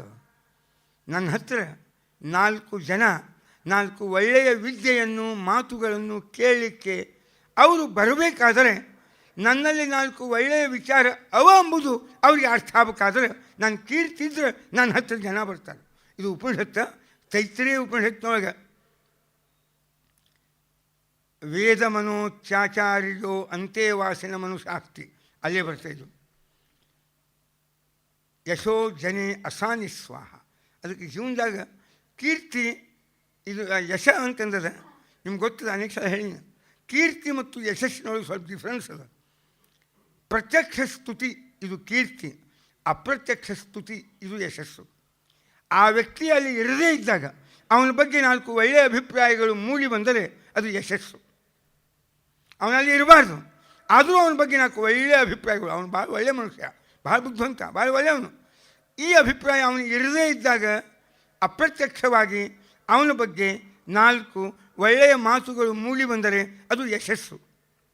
ಎದುರಿಗೆ ಇದ್ದಾಗ ನೀವು ಭಾಷಣ ನಿಮ್ಮ ಮತ್ತು ದೊಡ್ಡ ವ್ಯಕ್ತಿ ಇಲ್ಲ ಅಂತ ಅನ್ನೋದು ಸ್ವಲ್ಪ ಮರ್ಯಾದೆ ಕೊಡಿ, ಭಾರಿ ನೀಚವ ಅಂತ ಬೈದ್ಬಿಡು ಒಮ್ಮಿಲ್ಲ.